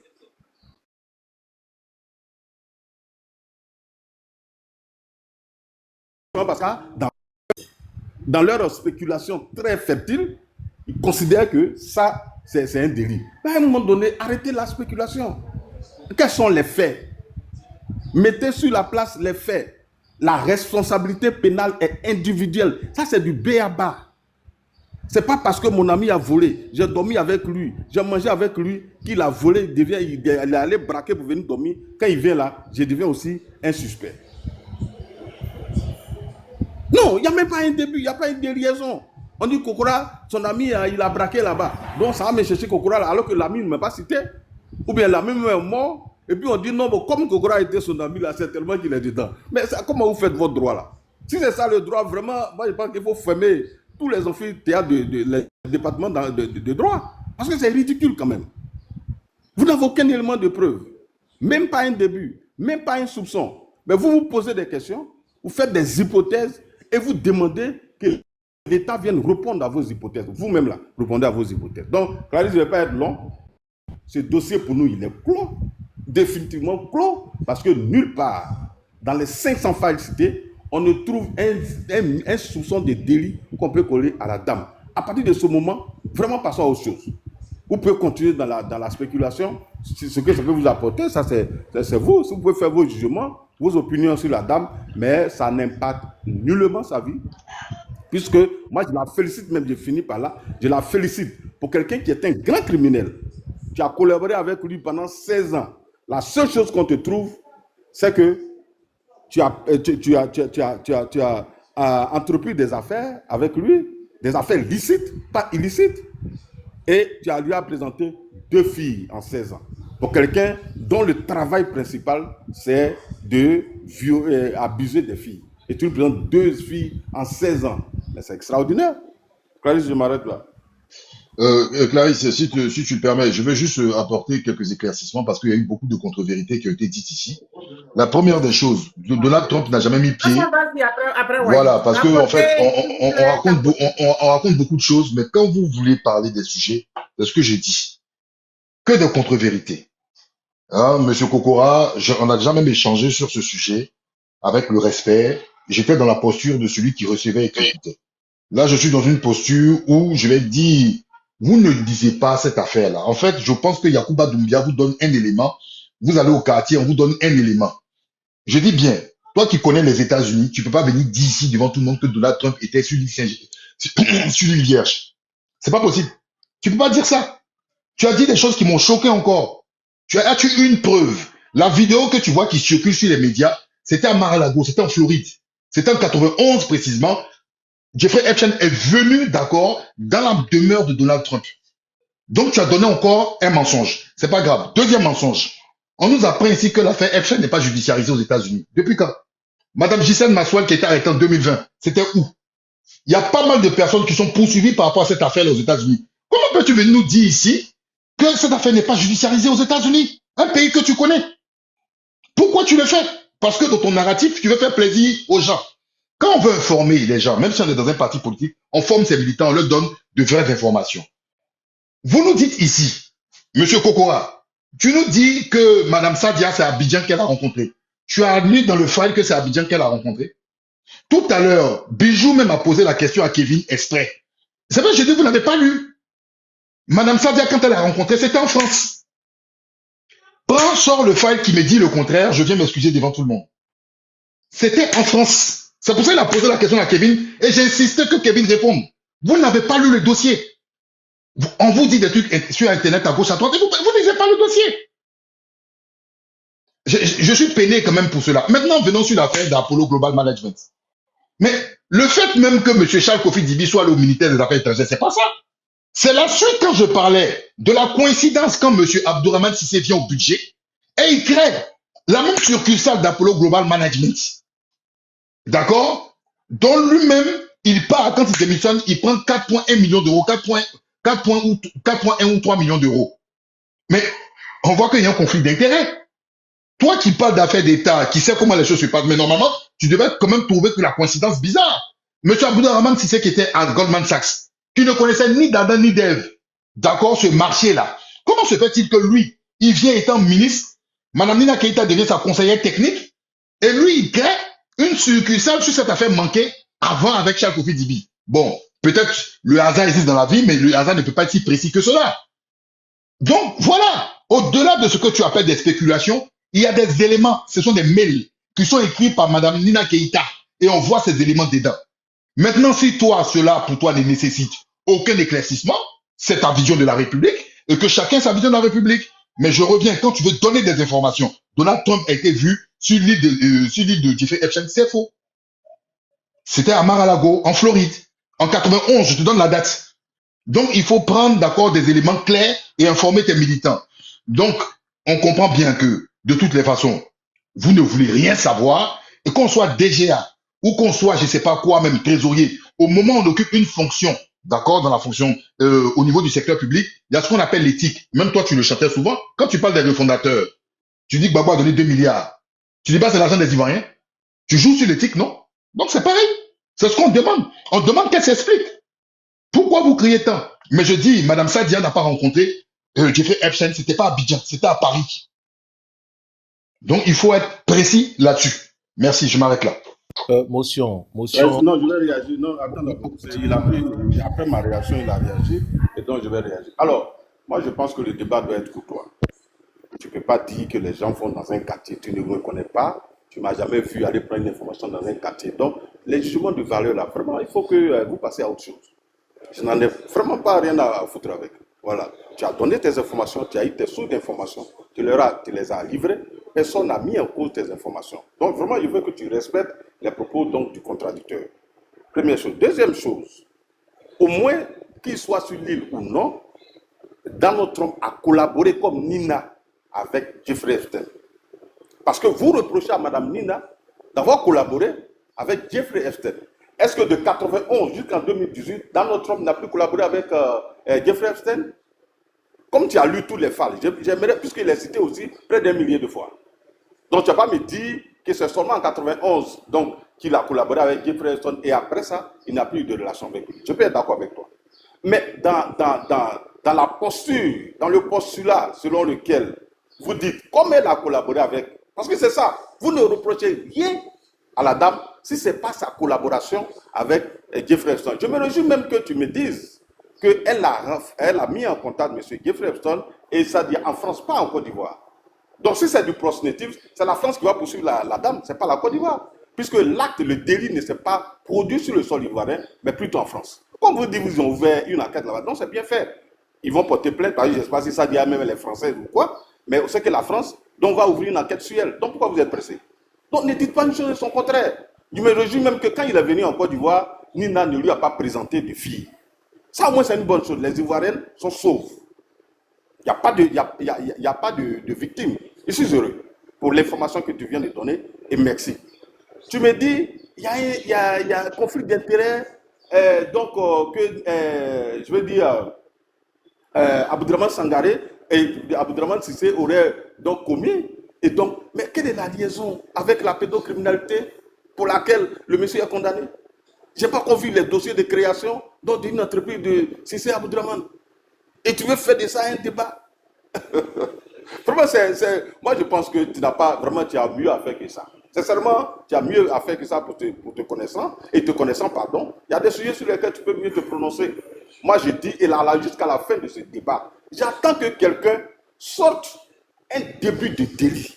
Parce qu'avant de mener une enquête sur quelqu'un, c'est qu'au moins, il y a un soupçon de délit. Quel est le soupçon de délit? Vous fouillez, vous tournez, vous allez à gauche, vous ne trouvez rien. Vous parlez de morale et d'éthique. Mais s'il y a morale et éthique là, ceux qui devraient démissionner, c'est dans notre trompe. Puisque lui aussi il a collaboré avec le monsieur. Voilà. Donc il doit démissionner. Et je vous ai dit, tous ceux qui ont démissionné, il y a des faits tels que le prince donc, de l'Angleterre qui a été arrêté. Il est clairement écrit dans le dossier que le monsieur aurait transmis des dossiers confidentiels du pays à M. Jeffrey Epstein. C'est qui est une haute trahison. Est-ce qu'en Côte d'Ivoire c'est écrit comme ça? C'est aujourd'hui devenu un délit de mettre un homme d'affaires en contact avec son pays. Ça devient problématique. Près de 20 milliards d'intentions donc d'investissement, de 20 milliards de dollars, ça devient un délit. Mais attends, dans quel monde sommes-nous? C'est vrai que vous cherchez des noises chez la dame, mais trouvez des éléments quand même pertinents. Vous trouvez des éléments pertinents pour accuser la dame. Parce que vous allez dans tous les... Je finis. S'il vous plaît, quand vous parlez, je vous écoute. Bijou, laisse-le terminer parce qu'encore il y a eu des contre-vérités. Non, vraiment, cher frère, tu vois, vous n'êtes pas discipliné dans le débat. Et c'est tout ce que tu as dit là, avant que moi je prenne la parole, tu as pris la parole au moins 2 ou 3 fois. Est-ce que tu as vu, j'ai ouvert mon micro pour dire, monsieur, sans raconter des contre-vérités? Non, je disais, je confirme notre micro, j'ai rien dit. Non, s'il te plaît, il faut être discipliné dans le débat. Sinon, tu vas rester là, toi seul, tu vas débattre, et puis tout le monde va descendre. Si tu penses que tu es le propriétaire et que tu peux ouvrir ton micro, non, je finis. Non, mais je vais finir, et puis tu vas poser ta question. Est-ce que ça, là, si tu me laisses finir? Vraiment, quand tu as parlé, est-ce que je t'ai demandé de poser une question? On est là, chacun développe ses idées, mais vous ouvrez vos micros, puis vous bavardez. Ça, c'est pas intéressant pour un débat sérieux. Hein? Voilà. Voilà. Vous êtes si nombreux à condamner la dame, mais pour peu que... Bon, attendez, s'il vous plaît, Bijou, attends, s'il te plaît. Attends, non, il y a Wally qui devait parler. Moi, je vais vous laisser dans ce débat. Attendez, s'il vous plaît, Bijou, pour ne pas arrêter les discussions. Donc voilà, vas-y, tu as chuté, on va laisser la parole. Je dis à mon frère, à mon ami et frère Instant, donc qu'il se calme. Et aux États-Unis, voilà, je finis par là. Quand je dis aux États-Unis, il faut vraiment aussi t'informer. Dans les failles qui ont été remis au bout du jour, les États-Unis ont décidé de ne pas poursuivre les personnes qui sont citées. Donc voilà, en 30 secondes, merci. Oui, les États-Unis ont demandé. Je ne parle pas que si l'affaire n'avait pas été judiciarisée avant. Régler ton réseau. Mais toi aussi, tu bavardes, laisse-moi finir. Parler là, c'est pas facile, c'est quelque chose de très difficile. Franchement. Donc, voilà, ça devient difficile. Je rappelle à l'instant, c'est parce que une enquête a été ouverte contre Jeffrey Epstein qu'il allait en prison puis il est mort. Ce que je suis en train de dire, je dis actuellement là, où vous demandez de judiciariser l'affaire Jeffrey Epstein en Côte d'Ivoire sur Nina qui a été citée, j'ai dit aux États-Unis, la justice américaine a décidé de ne pas poursuivre quelqu'un. Elle dit, et il dit, pardon, celui ou celle qui se sent victime doit porter plainte. Voilà, sortez-moi un début d'enquête ou bien un début comment on appelle, de récupération de cette affaire par la justice américaine. Ça n'existe pas. Ça n'existe pas. Ce qu'ils sont en train de faire, c'est le Congrès. Mais le Congrès, ce n'est pas la justice. Et puis, c'est des personnalités. Vous voulez mettre Mme Nina à la même hauteur que les Bill Clinton, que tu es président d'un pays. Mais attends, on parle de quoi? Vraiment, moi, je pense que buvez de l'eau, vous allez vous calmer, parce que ça, c'est zéro. Voilà. Bijou, va pour ta question. Bijou, après ta question, moi je vais donner un éclaircissement. Parce qu'il va reparler encore, hein, parce qu'il essaie au Yawaï qui doit intervenir.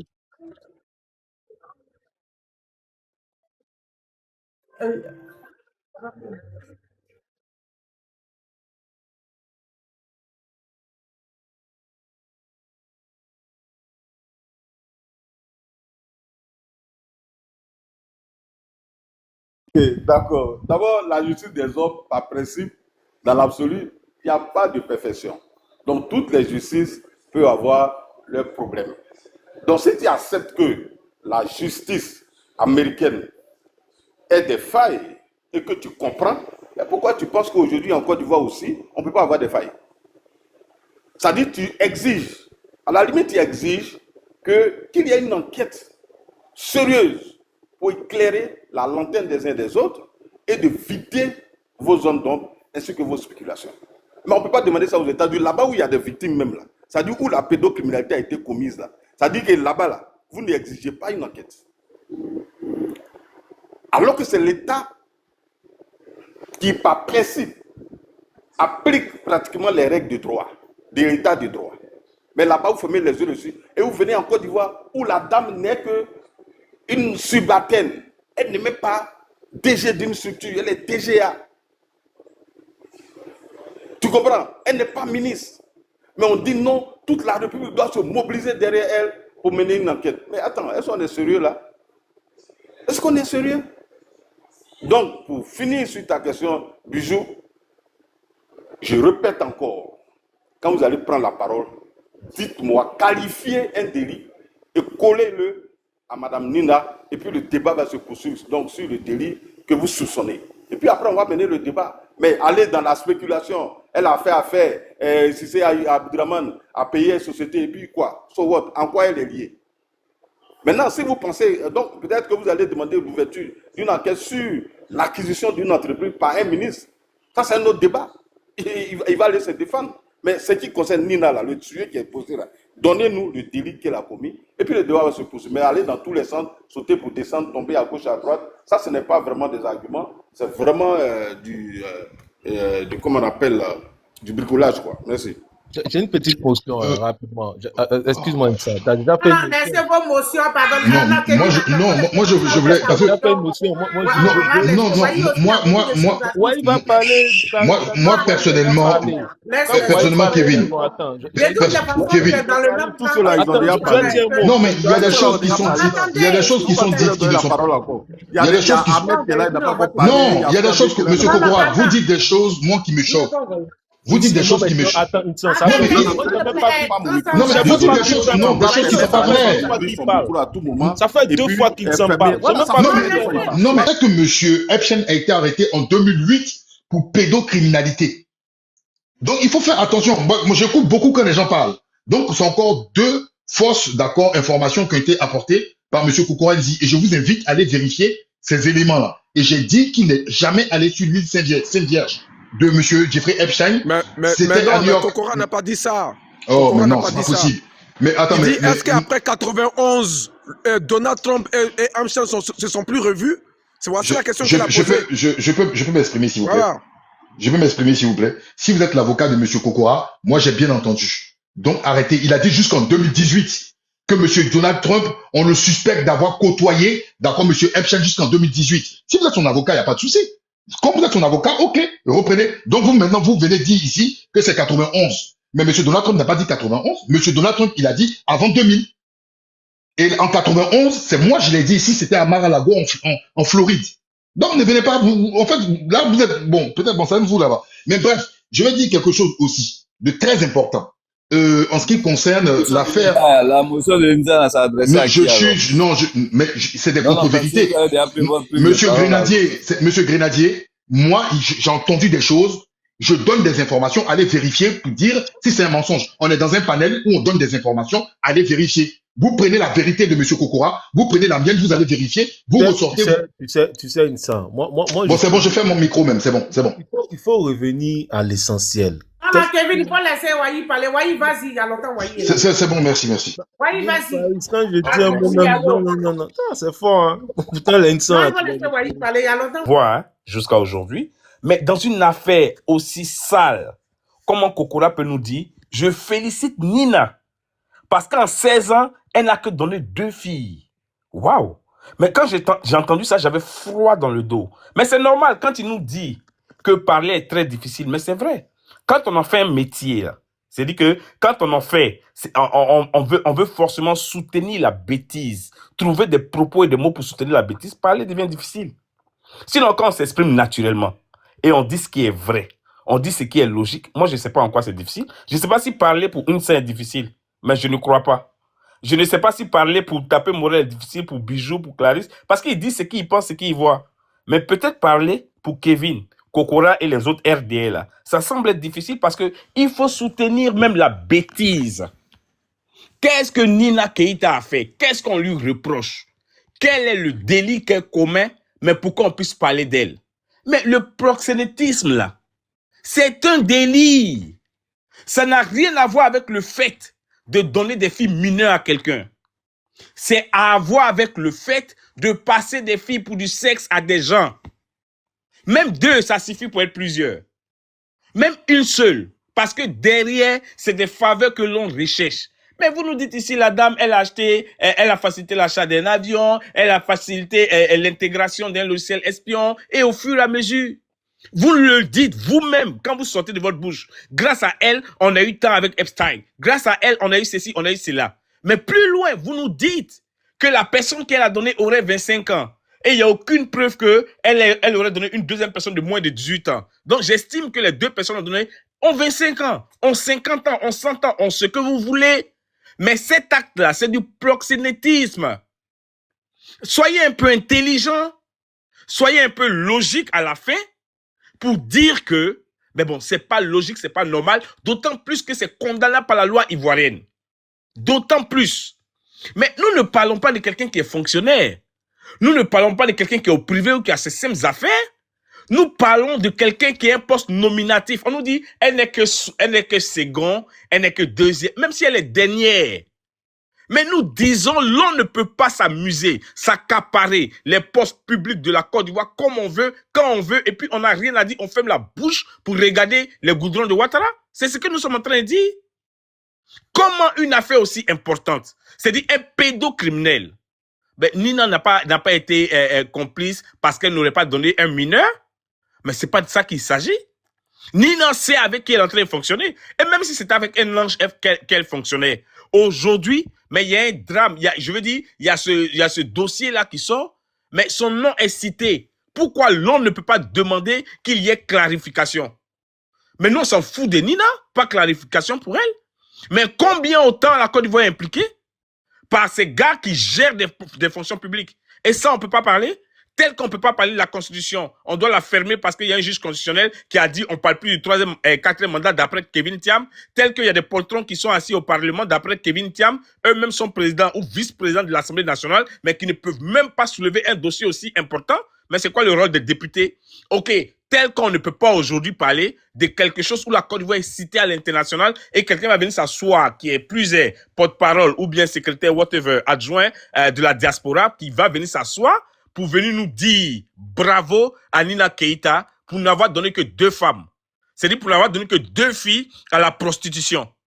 Pour n'avoir donné que 2.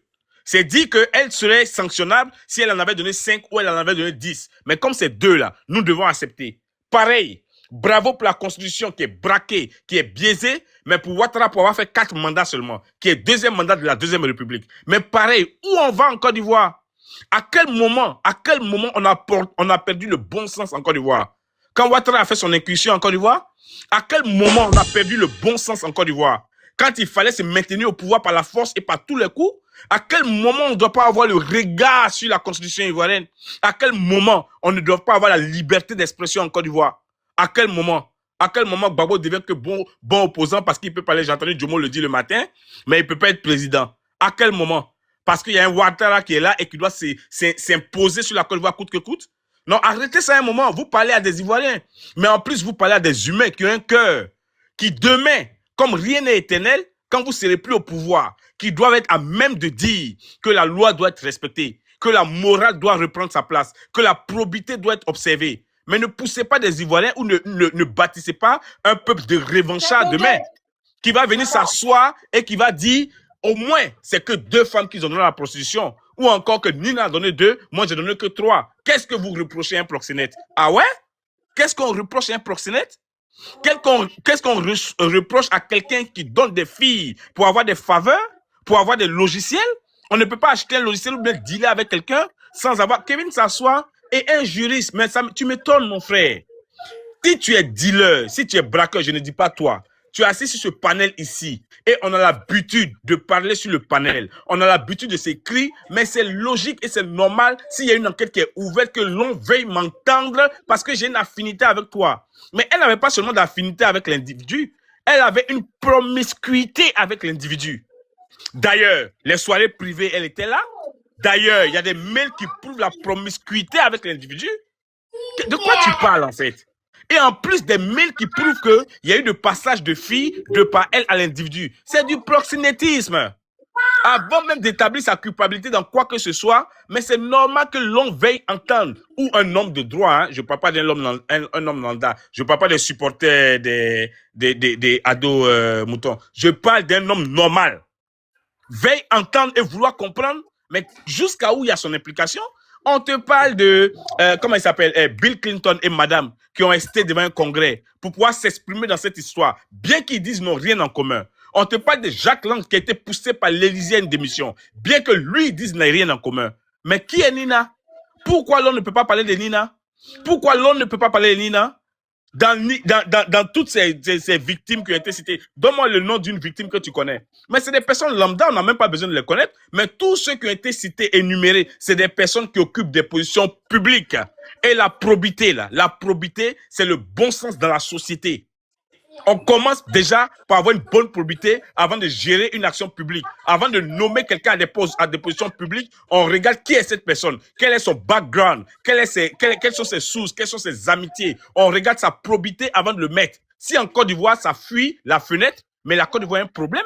Et quand on en parle, elle a le courage de venir dire, mais écoutez les gars, soyons quand même de bonne moralité à un moment. Mais n'ayez pas l'outruculence de venir, je veux dire, encourager ces conneries-là. Et puis, nous, on s'assoit sur des panneaux, on vous regarde, on vous écoute. Mais Kokora, je ne sais pas quelle est la position que tu auras après. Je ne sais pas quelle est la position que tu recherches après. Je ne sais pas, hein. Oui, ils l'ont fait. Touré l'a fait et beaucoup l'ont fait. Ils ont eu des positions aujourd'hui. Je ne sais pas ce que tu recherches derrière, mais s'il vous plaît, on n'a pas le droit, et je le dis sur ce panel, même pas en tant que partisan, hein, même pas en tant que partisan du PPAC ou quoi que ce soit, on n'a pas le droit de détruire notre jeunesse. On n'a pas le droit de détruire notre Côte d'Ivoire. On n'a pas le droit. C'est pourquoi nous autres, on s'offusque quand on entend le nom de quiconque dans des histoires sordides. Et puis, une fois encore, pour terminer, une société est régie par des principes de droit. Il faut que cela soit respecté. Et nous demandons que Nina puisse répondre. Voilà, il n'y a personne qui l'a accusé ici. Il n'y a personne qui a fait son jugement pour dire qu'elle était coupable. Mais nous disons que ceux qui sont cités dans cette histoire, autant qu'en Angleterre, ils peuvent prendre des mesures, autant qu'aux États-Unis, ils peuvent prendre des mesures. Si c'est une histoire mondiale, si c'est une histoire internationale, même qui dépasse le cas de la Côte d'Ivoire, mais pourquoi la Côte d'Ivoire ne pourrait pas prendre des mesures? Ou encore, pourquoi Nina ne pourrait pas aussi se plier aux règles des mesures logiques? Pourquoi? Et pourquoi on n'a pas le droit d'en parler? On va terminer par Kevin qui va nous dire, regardez simplement les points de Ouattara et concentrons-nous sur l'essentiel. L'essentiel, c'est pas ça. L'essentiel, c'est pas que la Côte d'Ivoire soit développée. L'essentiel, ce n'est pas qu'on puisse construire des ponts ci et là. L'essentiel, c'est quoi le retour de tout ça pour les Ivoiriens? L'essentiel, là, c'est les Ivoiriens qui sont, je vais dire, ils sont muselés. C'est les Ivoiriens qui ne peuvent pas s'exprimer comme je le fais là. C'est ça l'essentiel. L'essentiel, c'est les Ivoiriens qui n'ont pas le droit de se prononcer sur Nina Keïta. C'est-à-dire, eux, on leur dit, selon la loi ivoirienne, ils n'ont pas le droit d'être proxénètes ou s'adonner au proxénétisme, mais pour Nina Keïta, c'est pas grave. Pourquoi c'est pas grave? Alors, pourquoi on va arrêter un proxénète en Côte d'Ivoire et puis Nina Keïta, on peut pas en parler? On n'a pas dit qu'il faut pas qu'elle ait patte. On n'a pas dit. La prostitution, elle est vue d'une façon, je veux dire, c'est une sanction morale. Si elle veut, elle prend et puis elle va faire ce qu'elle veut avec son corps. Mais on dit, le fait de passer quelqu'un d'autre à quelqu'un d'autre, une fois, deux fois, d'ailleurs, quand c'est pas la bonne qualité, je t'envoie la qualité escomptée derrière, là. C'est pas normal. C'est un crime. C'est un délit. Ça, on peut pas vous dire ça et puis vous allez entendre? Merci, ma soeur. Merci, l'homme. J'ai une motion, j'ai une motion. Vas-y, fort. Ah, Kevin, c'est toi, vas-y. Merci, ouais. Kevin, vas-y, ouvre ton micro. Oui, une seconde. Alors, je voudrais à nouveau. Vous savez, c'est très dangereux ce que c'est.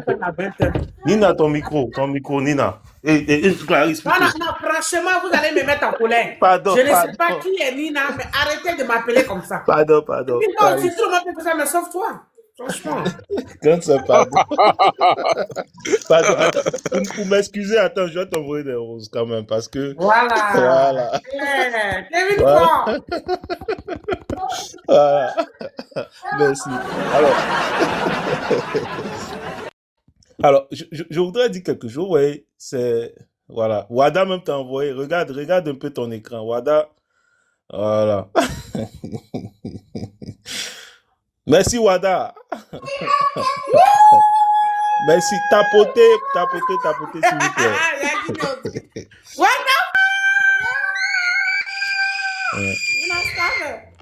Merci, Wada. C'est dosé. Pas tuer les jaloux. Vous ne savez pas ce qui se passe. Attends. Il faut relire ce que tu viens de lire. Oh, c'est pas croyable. Ouais, mais tu lis en français ou pas? Faut relire. C'est compliqué. Tu as parlé, je t'ai écouté. Personne ne t'a coupé. Là, je suis en train de... Mais tu vas rebondir juste après. Non, je te demande de relire. J'ai pas entendu. Faut relire. Oui, je vais refaire la lecture. Pas de problème. Faut relire. Voilà. Alors, la définition toute simple du proxénétisme, on nous dit le proxénétisme consiste à tirer profit de la prostitution d'une autre personne ou à la favoriser. Voilà. Consiste à tirer profit de la prostitution d'une autre personne. J'en viens. Ça ne veut pas dire que la personne est prostituée, c'est pas son métier. La prostitution, donc de façon ponctuelle, la personne l'a fait. Ça, c'est un. Deuxièmement, Nina, elle n'est pas proxénète. Elle rend des services, donc elle peut dire à la personne, je vais changer de femme pour toi. S'il te plaît, laisse-le finir. Laisse-le finir d'abord. Putain, oui, nous, si on est là, on veut parler. De demander qu'est-ce que la prostitution, mais laisse-le finir. Vraiment, franchement, va dans tous les sens là. Ok, d'accord. Merci aux hommes. Je voudrais dire à Waï vraiment de se calmer. Il a parlé, vraiment tout le monde l'a écouté. Hein. Donc, de grâce, il faudrait qu'il laisse les autres parler. De toutes les façons, c'est toi qui rebondis tu vas rebondir juste après. Donc, je ne vois pas pourquoi tu vas répondre à c'est une motion même, en plus. Donc, tu vas répondre à ça. Donc, le proxénétisme consiste à tirer profit de la prostitution d'une autre personne ou à la favoriser. Donc, on parle d'une prostituée. On parle d'une prostituée. Quand on parle de prostitution, ça veut dire la personne qui s'est prostituée. Donc, on parle d'une prostituée, tout simplement. Or, à aucun moment, il est démontré que, je vais dire, dans la mise en relation, cela était un rapport avec la prostitution. Ou c'était une forme de prostitution, ou c'était de la prostitution.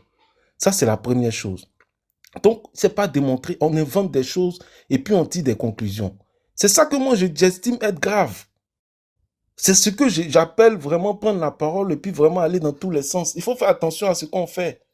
Donc, pour parler de proxénétisme, il faut qu'il y ait prostitution.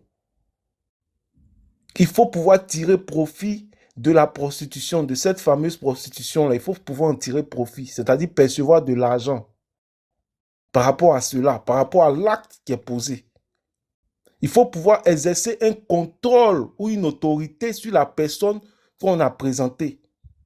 Il faut faciliter ou organiser cette prostitution-là dans un but lucratif. Voilà les conditions ici. Mais si on prend point par point, je dis, on n'est pas en train de parler je dis, on ne peut pas parler de proxénétisme. Donc vraiment, soyons vraiment cohérents avec nous-mêmes. La seule chose, Flavio, tu veux faire une motion, permets que je termine sur ça. Voilà. La preuve en est que parmi nous, là, il y en a qui ont déjà présenté des personnes à d'autres personnes. Si réellement tu as un ami, peut-être qui est célibataire, que tu as une amie qui est célibataire, parfois on peut être entremetteur pour dire, bon voilà, je te présente à tel, et puis bon, le reste c'est vous qui voyez, mais ça ne fait pas de ces personnes des proxénètes. Donc, il faut faire vraiment attention à ce qu'on dit. Donc, moi, je veux qu'on revienne à l'essentiel. Ce qui est essentiel là, c'est qu'est-ce qu'on lui reproche concrètement. Et jusqu'à la preuve du contraire, tout le monde a pris la parole. On n'a pas été capable de pouvoir lui reprocher quelque chose. Et moi, c'est ce que je trouve dommage. Voyez-vous, c'est pour ça que moi, j'ai dit tout à l'heure, ça n'a pas pu être ça, où j'ai dit qu'il faut sortir de la politique de haine. Parce que c'est la haine qui peut pousser des personnes à vouloir, je veux dire, s'accommoder. Tu fais quoi? C'est quoi tu fais? C'est prise de parole, mais c'est motion. Je suis même en train de terminer. Je suis en train de terminer en quelques secondes. Je dis, il faut sortir de la politique de haine pour véritablement faire de la politique. Parce que pour moi, je n'appelle pas ça la politique. La politique, c'est vraiment se concentrer sur ce que traversent les Ivoiriens et être une force de proposition. Et non essayer de s'accaparer de tout élément parce qu'on déteste ceux qui sont en face. Pour moi, c'est de la haine. Ce n'est plus de la politique. Je vais m'arrêter là, merci. De toutes les façons, nous, on sait que ce dossier-là, ça a tourné quand ça arrive sur ton... Je pense que c'était une motion, c'est ce qu'il a dit.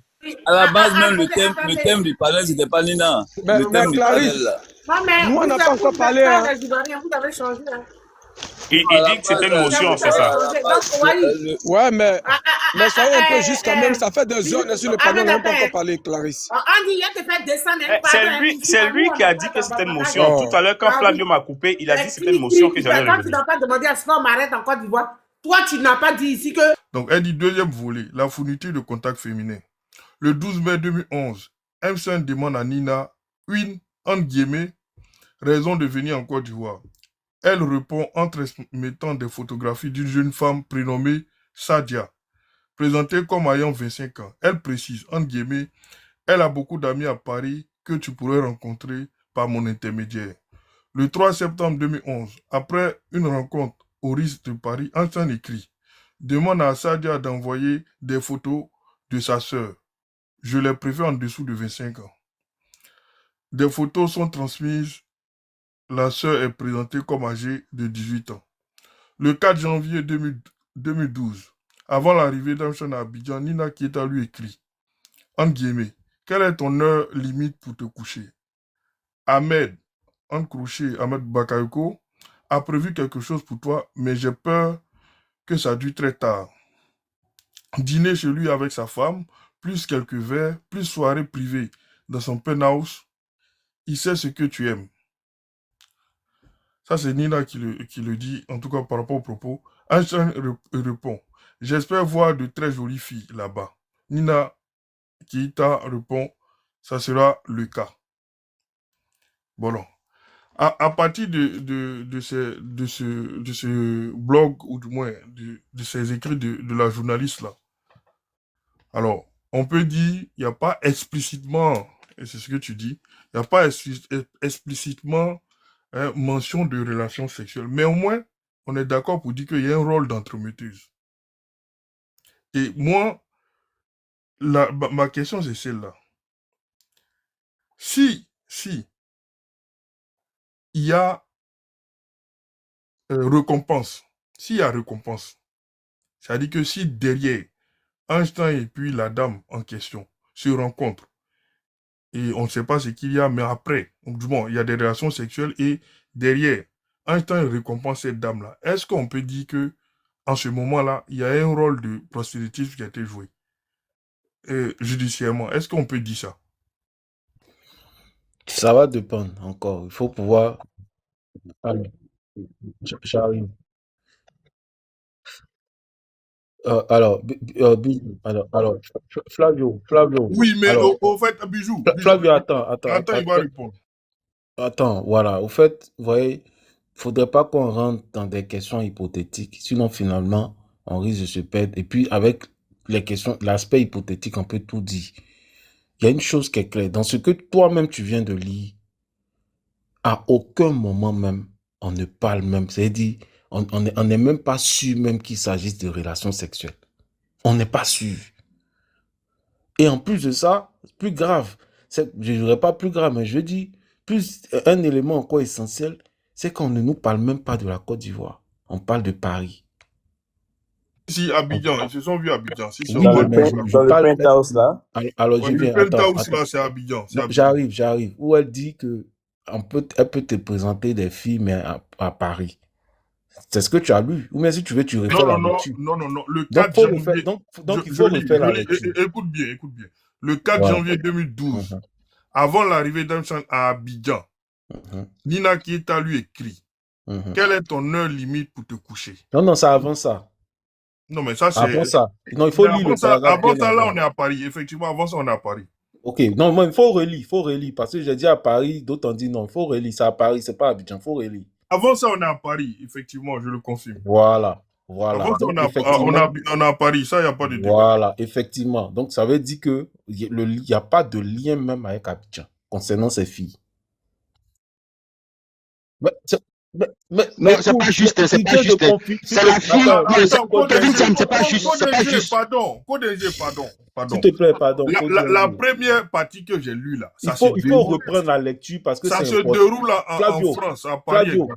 Non, il faut laisser à faire des ça. Il faut relire parce que j'ai l'impression que c'est en train de créer polémique.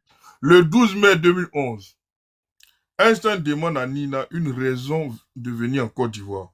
Elle répond en transmettant des photographies d'une jeune femme prénommée Sadia, présentée comme ayant 25 ans. Elle précise, elle a beaucoup d'amis à Paris que tu pourrais rencontrer par mon intermédiaire. Le 3 septembre 2011, après une rencontre au RIS de Paris, Antoine écrit, demande à Sadia d'envoyer des photos de sa sœur. Je les préfère en dessous de 25 ans. Des photos sont transmises, la sœur est présentée comme âgée de 18 ans. Donc, on est vraiment à Paris. Voilà, on est à Paris et en plus, on parle de majeur, on parle de 18 ans. Sa sœur va 18 ans. Il a fini de lire, s'il te plaît. Bijou, faut te mettre. Mais il a terminé. Non, Bijou, on a fini la partie. On a fini la partie, maintenant, tu regardes qui est clair. S'il te plaît. Mais Bijou, c'est une émotion à Kevin. Donc, Kevin doit répondre. C'est une émotion à Kevin. Flavio l'a dit. Il faut te calmer. Oh. Mais Bijou, attends, ne t'en fais pas, on va lui poser les questions. Vas-y. Je comprends pas. Faut te calmer, faut pas avoir peur. Alors, mais Bijou a quel problème? Bijou a quel problème? Pardon, Bijou, ferme ton micro. Alors, je dis et je répète, dans ce que Flavio Deng vient de lire, là, ça veut dire que les faits n'ont même pas eu lieu en Côte d'Ivoire. On parle de Paris. Et là même, je crois qu'on a l'âge même de la petite sœur qui est de 18 ans. Si je ne me trompe pas, hein. Si je ne me trompe pas, on a l'âge ici. Non, on dit elle est présentée comme. Non, elle est présentée comme. Ça ne veut pas dire forcément qu'elle a 18 ans. Il faut arrêter ça. C'est quel problème? Il faut te calmer. Tu auras la parole. S'il a dit des choses, tu vas rectifier. On est en train de débattre. Alors, donc, si je me trompe pas, c'est-à-dire on a l'âge, on connaît maintenant l'âge de la petite sœur qui a 18 ans. Donc, ça veut dire 18 ans pour la petite sœur, 25 ans pour la grande sœur. C'est des personnes qui sont majeures et majeures vaccinées. Voilà. Donc, là, on n'est même pas dans le cas de mineurs. Maintenant, deuxième chose, ce que je voudrais dire, c'est que dans ce qu'on est en train de dire, dans ce que Flavio a eu à faire comme lecture, mais en aucun cas, il ne s'agit mais de rapports sexuels. En aucun cas. Parce que n'oublions pas que Nina Keita elle-même est mannequin. Nina Keita, là, elle-même, elle est mannequin. Et dans le monde du mannequinat, généralement, on a plus tendance même à travailler avec les personnes qui sont jeunes par rapport à des personnes qui ont un certain âge. Donc, on peut aller dans tous les sens. Vous voyez? C'est pour ça tout à l'heure, je n'ai pas voulu qu'on essaie de dire si, sinon finalement, on ne va pas s'en sortir. Donc, moi, je pense qu'il faut s'en tenir à la réalité du récit. Il n'y a pas d'éléments. Je termine dessus, Flavio. Je termine dessus. Il faut s'en tenir à la réalité du récit. Il n'y a pas d'éléments qui permettent de l'incriminer de quoi que ce soit. C'est ça la réalité. Excuse-moi, justement. C'est pour ça que je t'ai dit que quand on connaît le passé de l'homme et qu'il est inscrit au casier, comment dirais-je, au fichier des délinquants sexuels, est-ce que c'est de trop que le procureur simplement interroge la nommée pour clarifier le contexte des mails? Est-ce que ça, c'est de trop? Est-ce que c'est pas une volonté de clarification que de procéder ainsi? Alors, en faisant... En ce que, genre, le procureur ouvre une enquête préliminaire, même pas, peut-être pas une enquête préliminaire, je connais pas tous vos termes. Et justement, attends, juste pour interroger la dame, juste pour l'interroger, pour dire, bon, un tel monsieur, connu comme tant, on se rend compte à travers les mails qui ont été publiés que vous l'avez rencontré à telle occasion, il vous a demandé s'il y avait de belles filles. Faut faire vraiment, tu vas chuter parce que je pense qu'il y a un truc qui va chez toi là qui voulait quelque chose. Je suis là-dessus. Je suis rapidement là-dessus.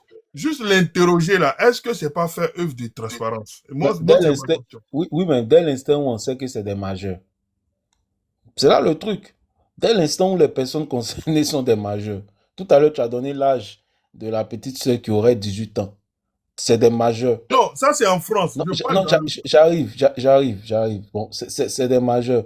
Deuxième chose, c'est que on demande au procureur parce qu'on connaît le passé de l'homme. Mais en même temps, je lui ai dit, en posant les questions à la fille, ce n'est pas la fille. Je lui ai dit, en réalité, c'est pas par rapport à l'homme qu'on pose la question, c'est directement à la personne concernée. Bon, c'est par rapport à Madame Nina Keïta.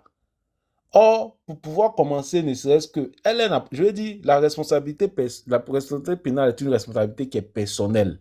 C'est pas parce que quelqu'un a fait des choses, que tu as été en contact avec cette personne, que ça signifie que tout de suite, il faudrait que, effectivement, on vienne t'interroger de tout et n'importe quoi, si je peux dire ça comme ça. Je le dis pourquoi? Je le dis parce que, effectivement, il n'y a pas de commencement. Il n'y a pas de victimes, de personnes qui se disent victimes par rapport à cette situation. Donc, il faut un minimum d'éléments avant de commencer à l'interroger. Imaginons, on se lève aujourd'hui, on dit, bon, comme telle personne a connu telle personne qui est en prison, donc automatiquement, il faut l'interroger. Donc, on allait interroger toute la Côte d'Ivoire. Parce que chacun de nous connaît au moins quelqu'un qui a fait quelque chose qui n'est pas bien. Donc, il faut quand même un minimum d'éléments avant de pouvoir agir ou ne serait-ce qu'interroger des personnes. Voilà, maintenant, au niveau des partis, permettez-moi, c'est ça, je suis au niveau des partis politiques. Bon, je crois que le PPACI n'a rien à dire, si ce n'est peut-être faire des déclarations parce qu'ils ont refusé de participer aux élections législatives. Donc, pour moi, ce n'est plus un parti politique qui a son mot à dire, en tout cas dans l'aspect social ou sinon au sein de l'hémicycle. Donc, les partis politiques aujourd'hui qui sont à l'Assemblée nationale, eux, par contre, peuvent demander justement une enquête parlementaire. Ça, par exemple, c'est le rôle du PDCI, RDA ou d'autres partis politiques qui peuvent dire, bon, écoutez, au niveau de l'Assemblée nationale, mais quand même si au niveau du procureur de la justice, on ne voit pas la situation peut-être avancer, mais nous, en tant que parti politique, on peut demander quand même qu'il y ait quand même une enquête parlementaire. Donc, les parlementaires vont essayer de mener une enquête pour voir concrètement ce qui se passe. Mais en réalité, par où ils vont commencer? Parce qu'il n'y a rien, il n'y a même pas de commencement. Kevin, je chute là-dessus, vraiment, c'est fini. Est-ce que le procureur, il ne peut pas faire un appel à témoins, genre pour savoir s'il y a des victimes là? On peut supposer que de par la position de la dame, elle a une certaine influence et que les personnes ont peur de parler. Est-ce que le procureur... Non, s'il vous plaît, attends, Flavio, pardon, s'il te plaît. Moi, il y a Non. Wai, est-ce que tu es là? Oui, je suis là. Normalement, le sujet concernait ton leader, sa sortie, toutes ses déclarations. C'est pour ça que j'ai mis le panel. Tu vois sa photo là? Comme ça, on a mis le panel. Donc, je pense qu'on est allé un peu, voilà, parce que ça aussi, ça fait partie de l'actualité. Donc, c'est pour ça qu'on est allé là-bas. Donc, Flavio, s'il te plaît, arrêtons. Wai, le sujet là, prononce-toi dessus. La sortie de ton leader, tout ce qu'il a dit concernant le café cacao et les planteurs qui sont allés le voir, On a compris qu'il a parlé, mais il n'a rien proposé. Bon, c'était ça le sujet. C'est que depuis matin, tu écoutes, tu es en bas. Donc, c'était ça le sujet. Je veux Ouais, que... je suis monté après. Il a fait des propositions fortes. Dans tous les cas, si tu permets, je veux que Flavio finisse parce que Kevin est en train de nous envoyer. C'est lui qui nous a envoyé ce sujet, Nina. Là. Ah, donc tu veux que vous restiez sur le... D'accord, Non, ok, non, bon, non. je sais que... Il finit ce paramètre. Ok. Et puis, oui, parce que c'est très important. Parce que Gbagbo Vous Laurent aimez parle. bien le sujet de Nina Keita, mais vous n'aimez pas le sujet de Nina. Le sujet de Nina, là, c'est un sujet. Gbagbo Laurent. Avec la ils aiment bien le sujet de Nina Keita, mais l'irresponsabilité de leurs leaders, ils ne veulent pas en parler. Et justement, c'est ce que je te dis. Opposant. Je te dis, Gbagbo Laurent a parlé de l'impunité. Et Nina, aujourd'hui, là, tu as entendu eux tous qui sont montés là, ils disent, elle a fait quoi, pourquoi on essaie de comprendre ce que Nina a fait. D'accord, donc on va laisser Flavio avec Kevin. En plus de dire ça, non, je suis en train de rentrer dans Gbagbo Laurent, de ce qu'il a dit. En plus de dire ça, mais il parle des détournements qu'il y a eu depuis 2012 jusqu'à aujourd'hui. Hein. Il parle de tous ces détournements-là qu'il y a eu.